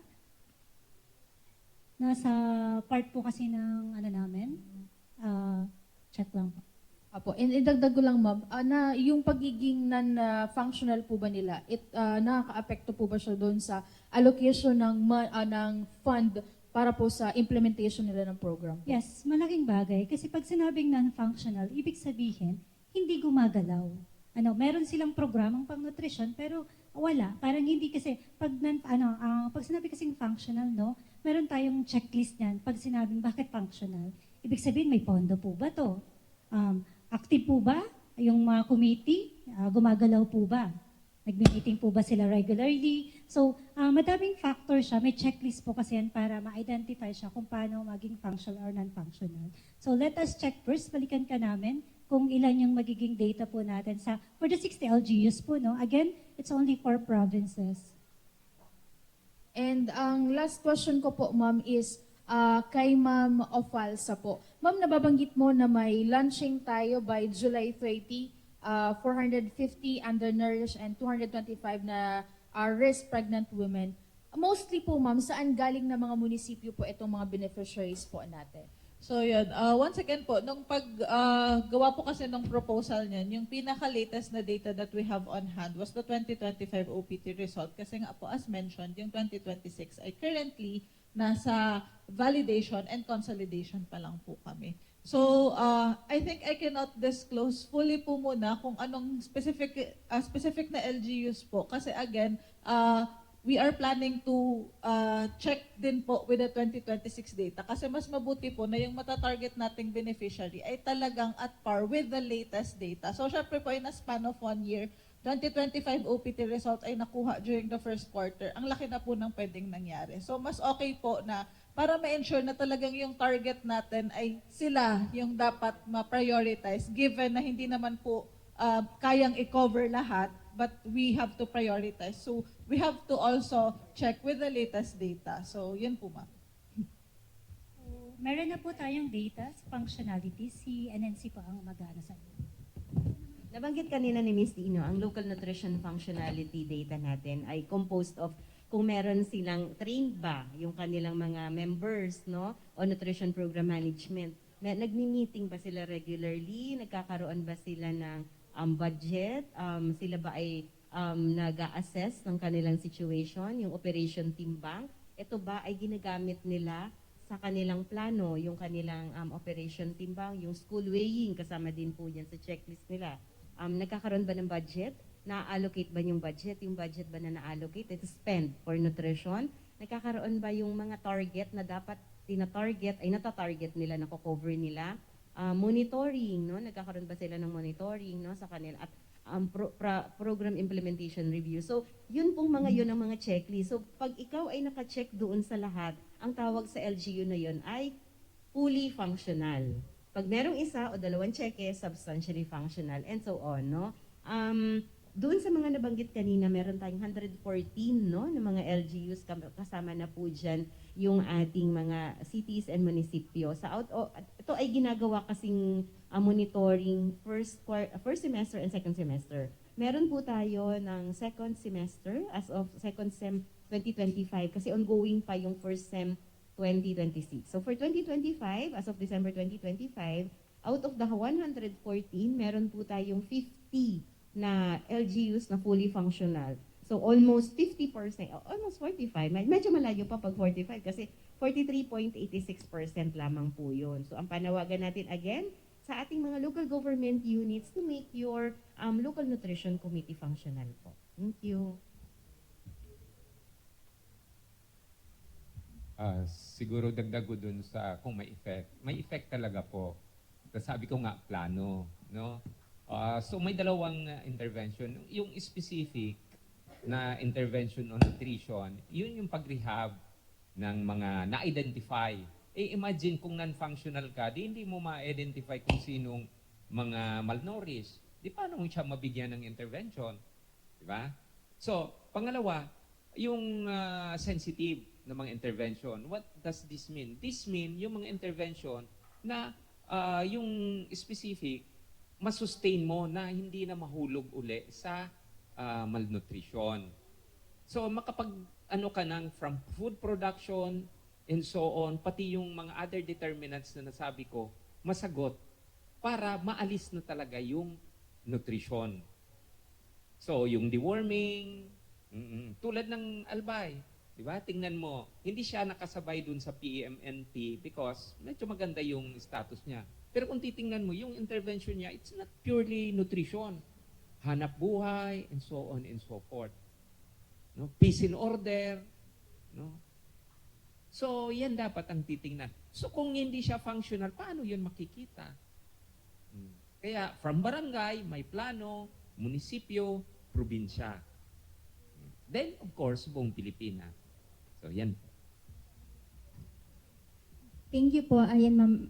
My question po is addressed to Ma'am Roan. Kanina po nabanggit po natin ating ongoing efforts dun sa ating mga mayon-affected families. May may paparating tayong bagyong si Inday. Ano po yung ginagawa ng Albay Provincial Health Office para po masiguro yung nutrisyon ng ating mga apektadong pamilya?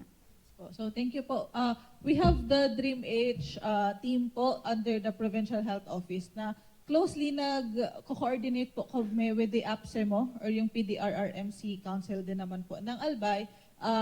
Every time meron pong mga advisories, recent na advisories, nagpapalabas rin po ng counterpart na advisories on the provincial level, which is at par din naman po with the regional and kung ano din po yung sa national. When it comes to nutrition po, meron po tayong mga buffer stock ng essential nutrition commodities na ini-ensure po natin na lagi siyang meron because hindi naman natin alam kung kailan tatama ang ating mga, especially mga natural calamities. So, isa po sa ini-ensure namin ay laging merong stock ng mga essential nutrition commodities para po kung sakaling tumama or magkaroon po tayo ng mga displacements and evacuees, ay maibibigay po natin sa kanila agad-agad yung lahat ng mga agaran na nutrition intervention. Kasi sa una pa lang po, kahit onset pa lang ng calamity or disaster, ay dapat may ginagawa na din po. And bukod po dyan, bago pa antayin yung pagsapit, mas okay na po na prepared na. So bukod po dun sa pagbabuffer stock, we have plan, we have coordination, lagi pong in contact with different local clusters ng ating mga cities and municipalities. We remind them of the different forms, reports na kailangan po kasi again, ang pag-intervene din naman dapat ay base din sa datos, sa actual na datos. So yun po, again, we have different measures when it comes to preparedness and even po sa response. Hindi lang po nakatutok sa response kasi mas mabigat dapat na natututukan yung preparedness para yun nga po, prevention is better than cure. Laging parating umiikot po doon. Okay. Thank you po. Siguro gusto ko i-highlight yung importance ng breastfeeding. Diba? Lalong-lalo na sa disaster. Lalong-lalo na sa deworming. Lalong-lalo na sa climate change. Bakit? Hindi ka na magre-rear ng animals. Hindi ka nang gagamit ng mga pagproseso ng industriya. Hindi mo na itatransport kasi nandyan. No? So, may mga pinag-aralan na breastfeeding per se is very, very important, especially during disaster. Ang kailangan lang talaga na maintindihan na from birth up to 2 years old, dapat i-breastfeed. lalong-lalo na yung first 6 months, no? Kasi yung advantage niya, hindi mako-contaminate kasi hindi nahuhulog. 'Di ba? Hindi ka magpo-process yung bote, mapakulo ka. Hindi nagagastos. Hindi na mako-contaminate yung tubig mo. And so on and so forth. Kaya napakalaki advantage ang breastfeeding. Plus, predictive ang breastfeeding. Nasabi, pag nag-breastfeed ang isang bata, yung problema natin sa mga depression, mental health, and so on, predictive siya na pagdating sa pag-adult niya, mas ang emotional intelligence niya, ang emotional stability, mas maganda. Kasi yung bonding with the mother. So, napakalaking advantage ang breastfeeding sa potential ng isang bata, ng isang tao. That's why sa ibang countries nga, pagkapanganak, almost 6 months to a year, walang trabaho, may sweldo. Sa ngayon, nare-recognize na yan kasi dinagdagan na nga ni baga yung maternal yan para talagang maturbunan yung mother and child na relationship. Kasi marami ang epekto. Mental health, climate change, sa disaster, food security, stunting, sa nutrition. Kaya I really highlight breastfeeding na sana i-advocate natin.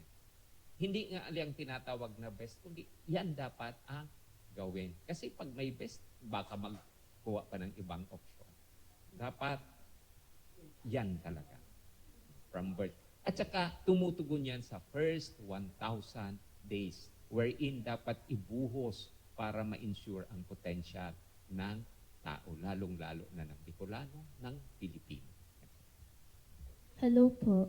Good afternoon po. So, based po sa tig% nyo, hello, Ella Maris Minya po pala from PNA. Based po sa tig% nyo pong mga data sa iba't ibang field or kung saan man pong specific po na need na tugunan po ng DOH, ano po kayang probinsya, city, or municipality ang may pinakakailangan ng nutrition intervention this year? And ano po kaya mga suggested effective na intervention na magtutugon po sa need nila? Kung sino man po ang gustong sumagot. Thank you.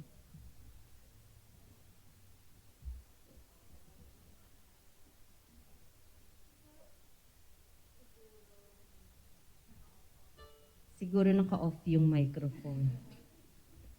Siguro hindi na natin pag-uusapan kung sino yung dapat, no, na probinsya because lahat sila, no, dapat bigyang importansya ang nutrisyon. And kung tatanungin tayo ano yung best nutrition intervention, nasabi na ni Doc, first 1,000 days tayo. So tutukan na natin lahat ng mga nutrition intervention during the first 1,000 days. Umpisahan na natin yung maternal. Diba dapat pag nagbubuntis po yung isang ina, pa-check up na. Hindi lang 4 na beses, 8 beses na ngayon ang programa. This is free. Pupunta lang sa health center, free na rin po yung iron folic, libre na yan sa health center. Kahit sabihin na ng mga nanay na, ay lasang kalawang, hindi, kailangan inumin, di ba? Ako nung 2 beses ako nagbuntis sa health center po, ako kumukuha ng aking vitamins, no? Siyempre, no, yung pag-prepare kapag bago ipanganak yung bata, dapat yung nanay, no, mentally, prepared, no? Una-una, physically prepared, no? Iwasan natin yung teenage pregnancy, ibang usapin yun, no? So kapag healthy ang nanay, may healthy na ipapanganak, no, na baby. Ipe-prepare natin ang mga nanay na dapat yung nasa isip niya, wala akong ibang option. Sabi nga ni Doc, walang ibang option ako. Yun lang, magbe-breastfeed ako. Ibe-breastfeed ko yung anak ko na ipapanganak because yun yung pinaka maganda na ireregalo mo sa iyong anak, no? So pagkasilang breastfeeding ang 6 months, that's libre. Sabi na nito kanina yung mga advantages, mental health, no? Yung bonding, even the mental health of a mother, may iwasan natin yung anong tawag dun, Dok, sa kapag postpartum depression, kasi mas ano yung nanay, no, mas maganda yung kanyang feeling kapag nagpapa-breastfeed. Yung bata, yung mga advantages kanina, no. Pagdating ng 6 months, bigyan natin siya ng maganda, yung tinatawag na complementary feeding. Hindi kailangan bumili yung nilalagyan ng mainit na tubig sa market na powder, hindi na kailangan yon. Kapag nagluto tayo ng may sabaw, kunwari, tinolang manok, no, kunin natin yung papaya, sayote, dudurugin na ng konti, pwede nang ibigay kay baby, no? That's simple, matipid, no? Hindi naman kailangan gumastos para maging masustansya. So again, kapag sinabi natin, sabihin natin, tatanungin ni sir, pag ang panawagan natin kay Mayor, implement po natin, no, ang first 1,000 days ng isang bata. Yun lang po. Thank you so much, ma'am. Good afternoon po. Rose Lagunay po from Philippine News Agency. So, ang question ko po is, may mga bata po ba or individuals na may restriction sa pag-ano po ng deworming medication po?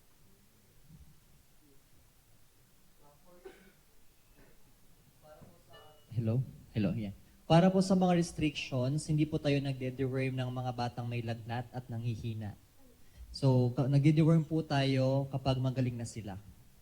Yun po yung common cause din ng hindi sila nasasama sa deworming during activities.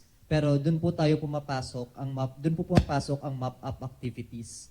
After po ng isang araw ng pagde-deworm ng RH or ng school, nagbabahay-bahay po sila, ang ating mga BHWs kasama ang mga coordinators natin, para mapuntahan ang mga hindi pa na-deworm. So, yun po muna ang restrictions natin upon deworming. Thank you Thank you po. Thank you po, Sir Daryl. So, we have another one po.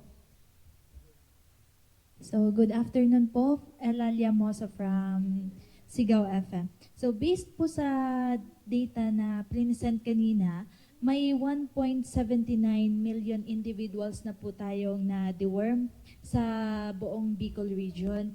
And target po natin is 85% na kailangan ma-deworm. So, ngayon po, ang question ko lang, ano pa po ba yung mga possible na intervention or additional step ng DOH para po ma-achieve natin yung target population ay yung target percentage na kailangan ma-deworm. Especially po, medyo may kababaan sa school-based deworming, lalo na para rin po ma-address yung hesitancy ng mga parents na magpa-deworm sa mga kids nila. Thank you po. Okay. Thank you po for the question. The Department of Health Regional Office po is in close coordination with the Department of Education Regional Office 5. So, ang ginagawa po namin dito, we are recommending activities. Unang-una po, kapag PTA meeting, we are encouraging the teachers na or mga RHU staff na mag-conduct na ng health education. Kasi po, andun yung parents, present sila sa meeting. Ang target po ng ating health education ay ang parents kasi po sila ang nagbibigay ng permit para makapag-deworm. So para naman po sa mga teenagers natin, syempre matitigas na ulo, may sariling desisyon na kasi mas matanda na. We are encouraging po yung mga mga youth communities natin sa barangays kasi dun po sila active ang ating SK na makapagbigay din ng health education in a community setting kasi mas active na po sila sa community than the school. Siguro kung titingnan natin, napakataas bagay sa community, di ba? 94 kung hindi ako nakakamali. Therefore, it is not the parents. Di ba? Kung titingnan. Kasi panawagan natin siyempre, ito may mga may mga buot na ang nagkaklase nasa school. So dapat ang advokasya na sa mga aki, sa harungani, nasa community, halangkaw. Dapat advokasya sa classroom, darahon niyan kan sa tuyang mga teacher.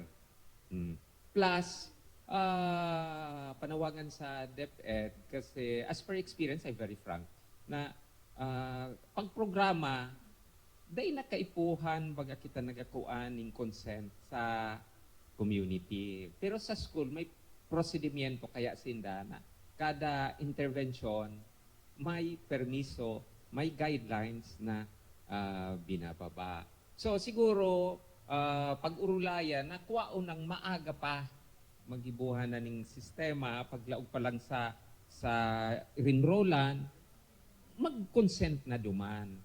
Kung minsan, itapapadara mo sa aki, di man itatao, naging aki mambaya ako. So, dapat pag-apuon pa lang, part and parcel na doon. Kung sa handbook, kung may handbook, nakakaagda duman na automatic, may deworming. Tapos, supportive ang mga teachers, ang school, with a deworming activity, plus may pagoto na, and so on and so forth. So, pagplanuhan man, no? Kasi kung hilingon, balikan ko, alam kauso sa community. So sa school good na problema. So, yan po. May dadagdag lang din po ako. So, ngayon po, may nirelease din sa DepEd Central Office yung DepEd Memo number 9, Series of 2026, na parang uninterrupted ang opening block ngayong June, July, and August sa schools. Pero nag-release na po ang ating DepEd Regional Office 5 ng memorandum. Natuloy po ang implementation ng deworming dito sa region natin starting July 3rd. So meron na po yung pinagbasihan. Ito po ay na-release na sa mga school division offices. Kaya gusto ko lang po i-emphasize, baka kasi ito magiging concern natin ngayong may bagong release ang central office na guidelines about the conduct of learning sa schools natin.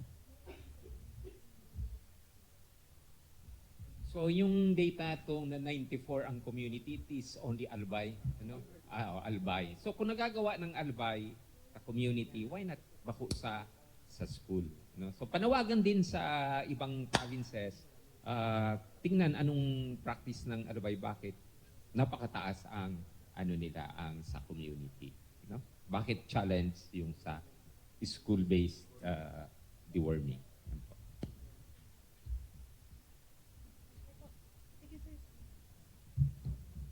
Hello po, good afternoon. Alin Toledo po from DWRC Sigaw FM. So, ang question ko po, ma'am, address kay Ma'am Roan. So, Ma'am Roan, kanina po, based sa data, yung regarding sa Carinderia Supplementation Program, before feeding to the 24, nasa 350 ang undernourished children. So, after feeding to the 24, 328 na-achieve ang normal nutritional status. So, there are 22 na nag-undergo ng Carinderia Supplementation Program ang di na-achieve yung normal nutritional status. Ano po yung possible reason? Ba't di nila yun na-achieve? And also, include na rin namin yung sa lactating women.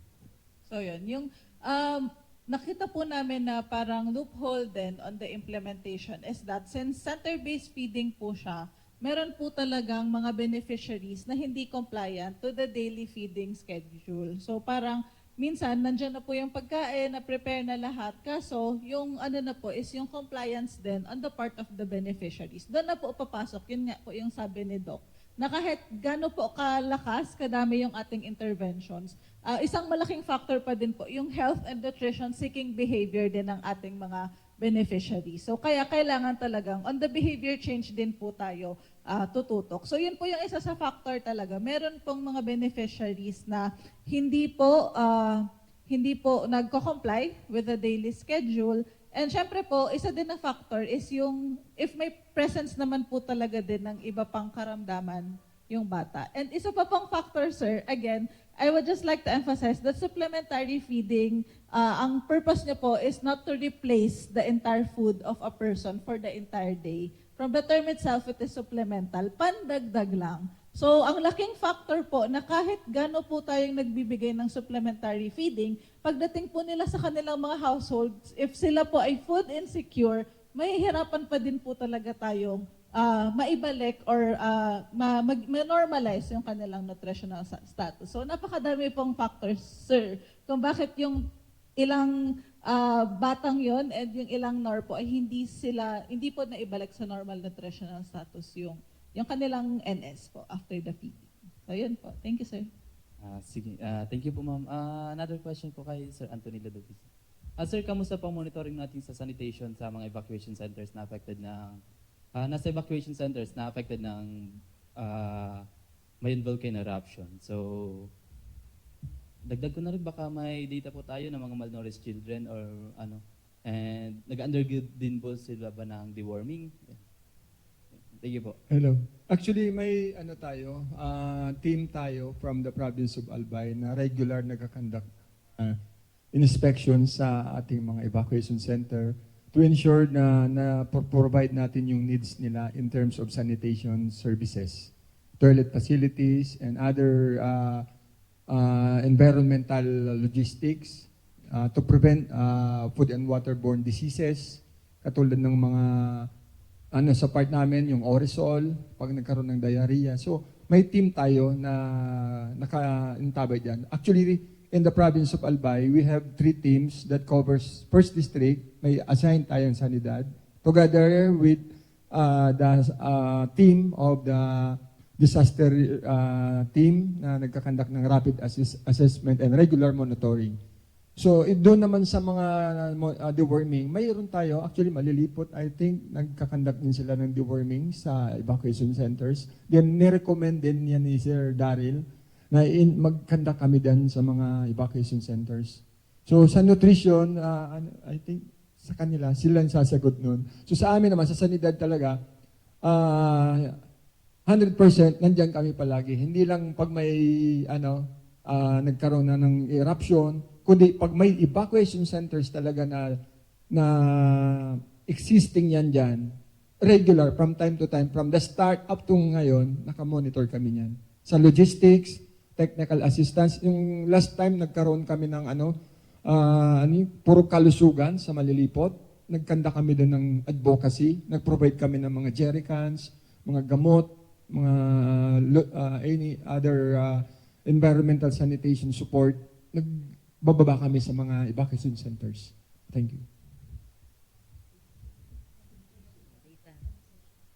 Yung sa nutritional status po, katulad po nung na-present ko kanina, yung pag-provide po ng RUTF. So priority po talaga natin sa evacuation center ay yung severe acute malnourished and moderately acute malnourished na mga bata in accordance with the PMAM nga po na program. So, but then, yung operation team bang po natin ay hindi siya na-stop even kahit displaced po yung mga bata. So ongoing po ang OPT and katulad po ng sinabi namin earlier, to yung 2026 data po talaga is ongoing po siya ng validation and consolidation. So I think makakapaglabas po kami kapag yun nga po, na-submit na din po namin officially sa region and then yung region din po ay nakapag-consolidate. But rest assured po na kapag may nakakatch po na undernourished na bata, ay binibigyan na po nung kailangan niyang interventions.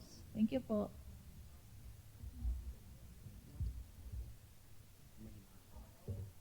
Hello.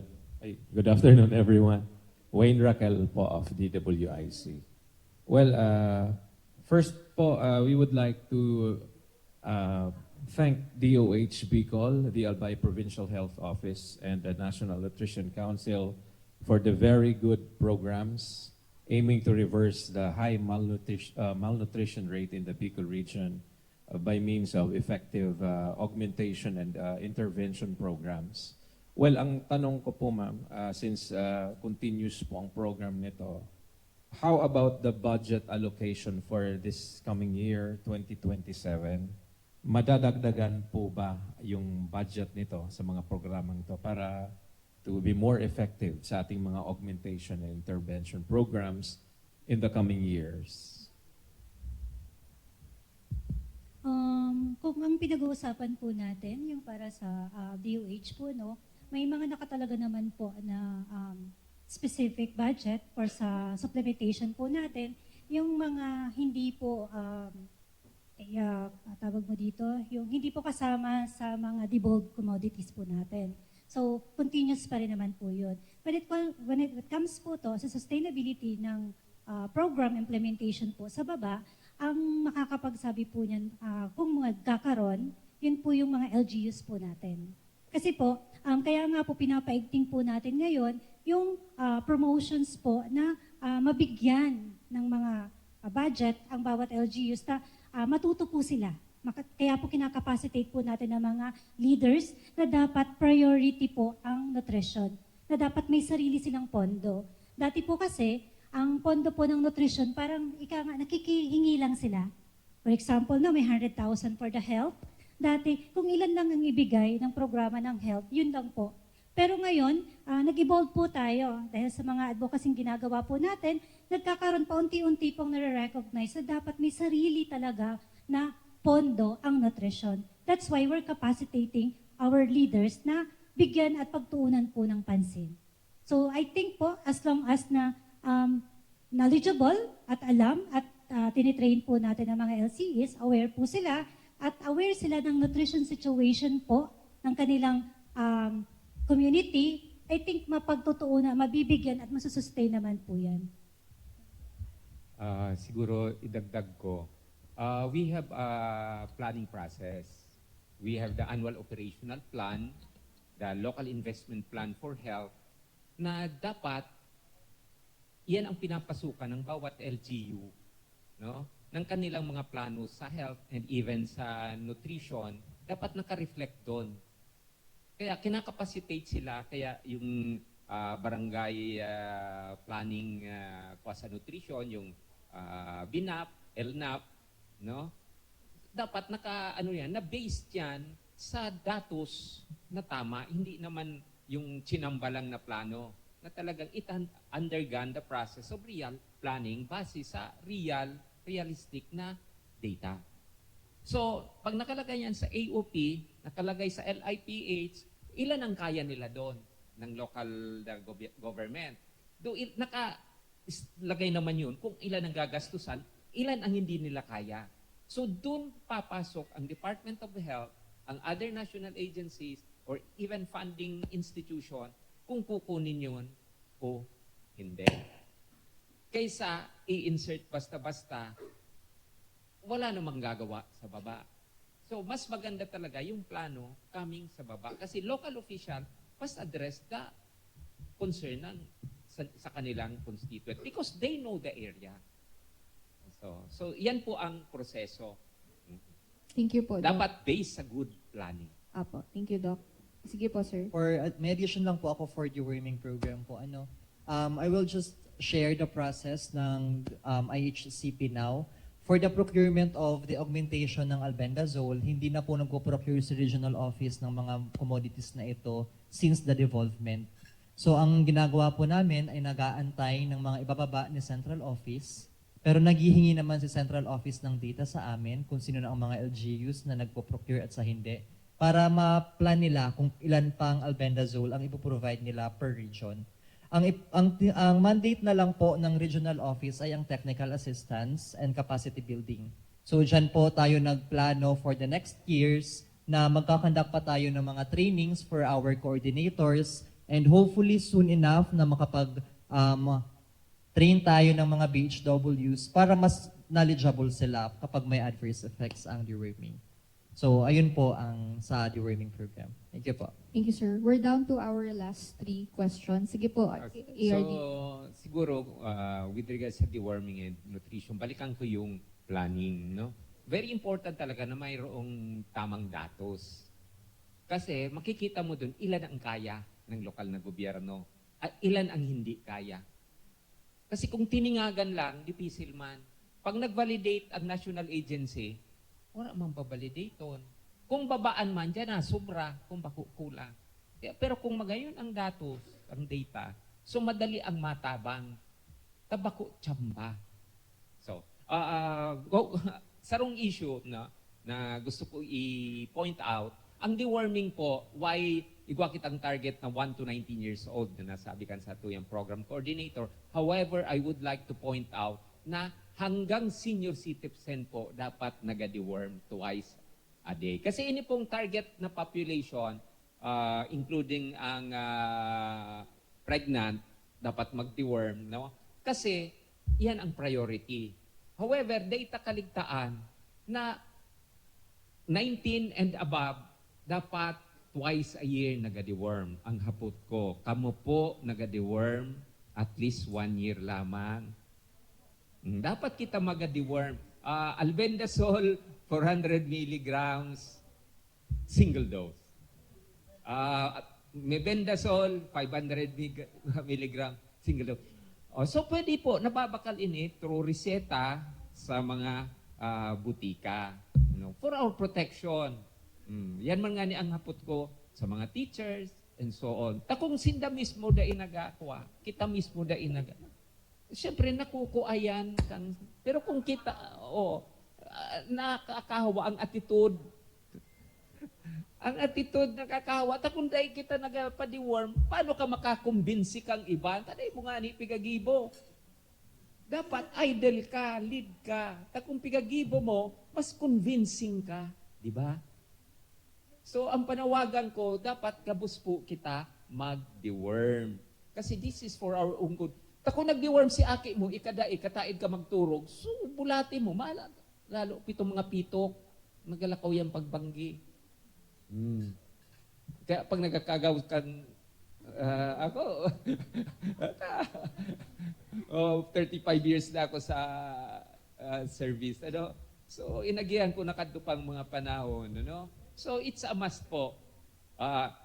We appeal, kamo mag-advocate, kami man nag-a-appeal, na as an advocacy, i-practice naman ang satuyang i-advocate. Sige, thank you. Thank you po, ARD. Last na pong question.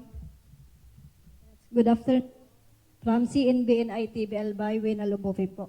Clarifications lang po digdi sa dosage po kang albendazole 400 mg sa 1-year-old po is 1/2 tab. And po sa mimendazole is 500 mg sa 1-year-old po is 1 tab. Di daw po tabi magka-problema kaini ang mga 1-year-old po na nag-take kaining 500 mg. Kasi compare po naman sa albendazole is 400 lang, 1/2 tab po. For clarification po, ang 1-year-old po, isang tab na ng albendazole ang pwede inumin. Pag less than a year lang po, mag-half tab ng albendazole, which is 200 milligrams po.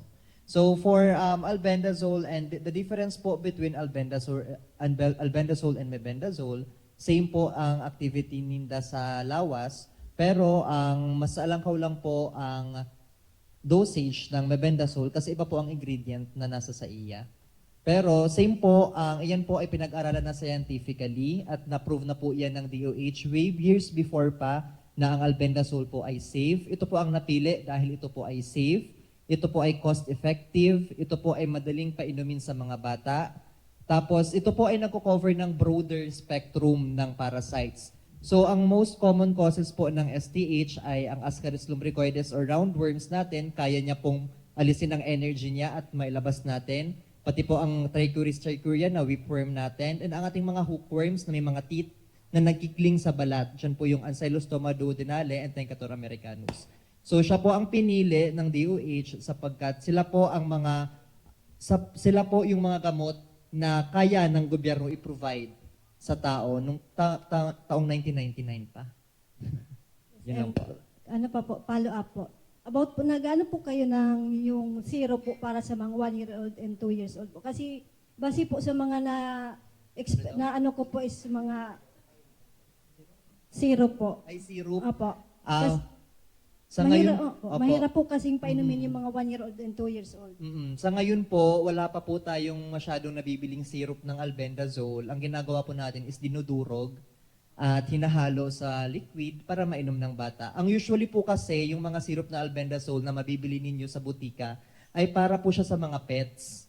Kaya be cautious po na baka bumili kayo ng syrup na albendazole. May makikita naman po kayong dog sa packaging niya. Kasi po yung ibang region naging problem namin kasi may bumili daw na parent ng albendazole na syrup kasi di kaya inumin yung tab. And ang nabili niya yung pang pets. Buti na lang at pina-check sa RHU muna bago pa inumin. So be cautious po tayo sa pag-inom. Kung kaya po, durugin na lang at ihalo sa pagkain. Yan. So, thank you po. That ends our open forum. Maraming salamat po sa ating media and resource. Bago po tayo, group photo muna po tayo with our resource speakers. Ayan. Yung ating mga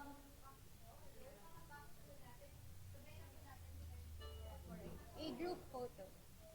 Dito na po kayo, Apo. Stay lang. Kasya naman.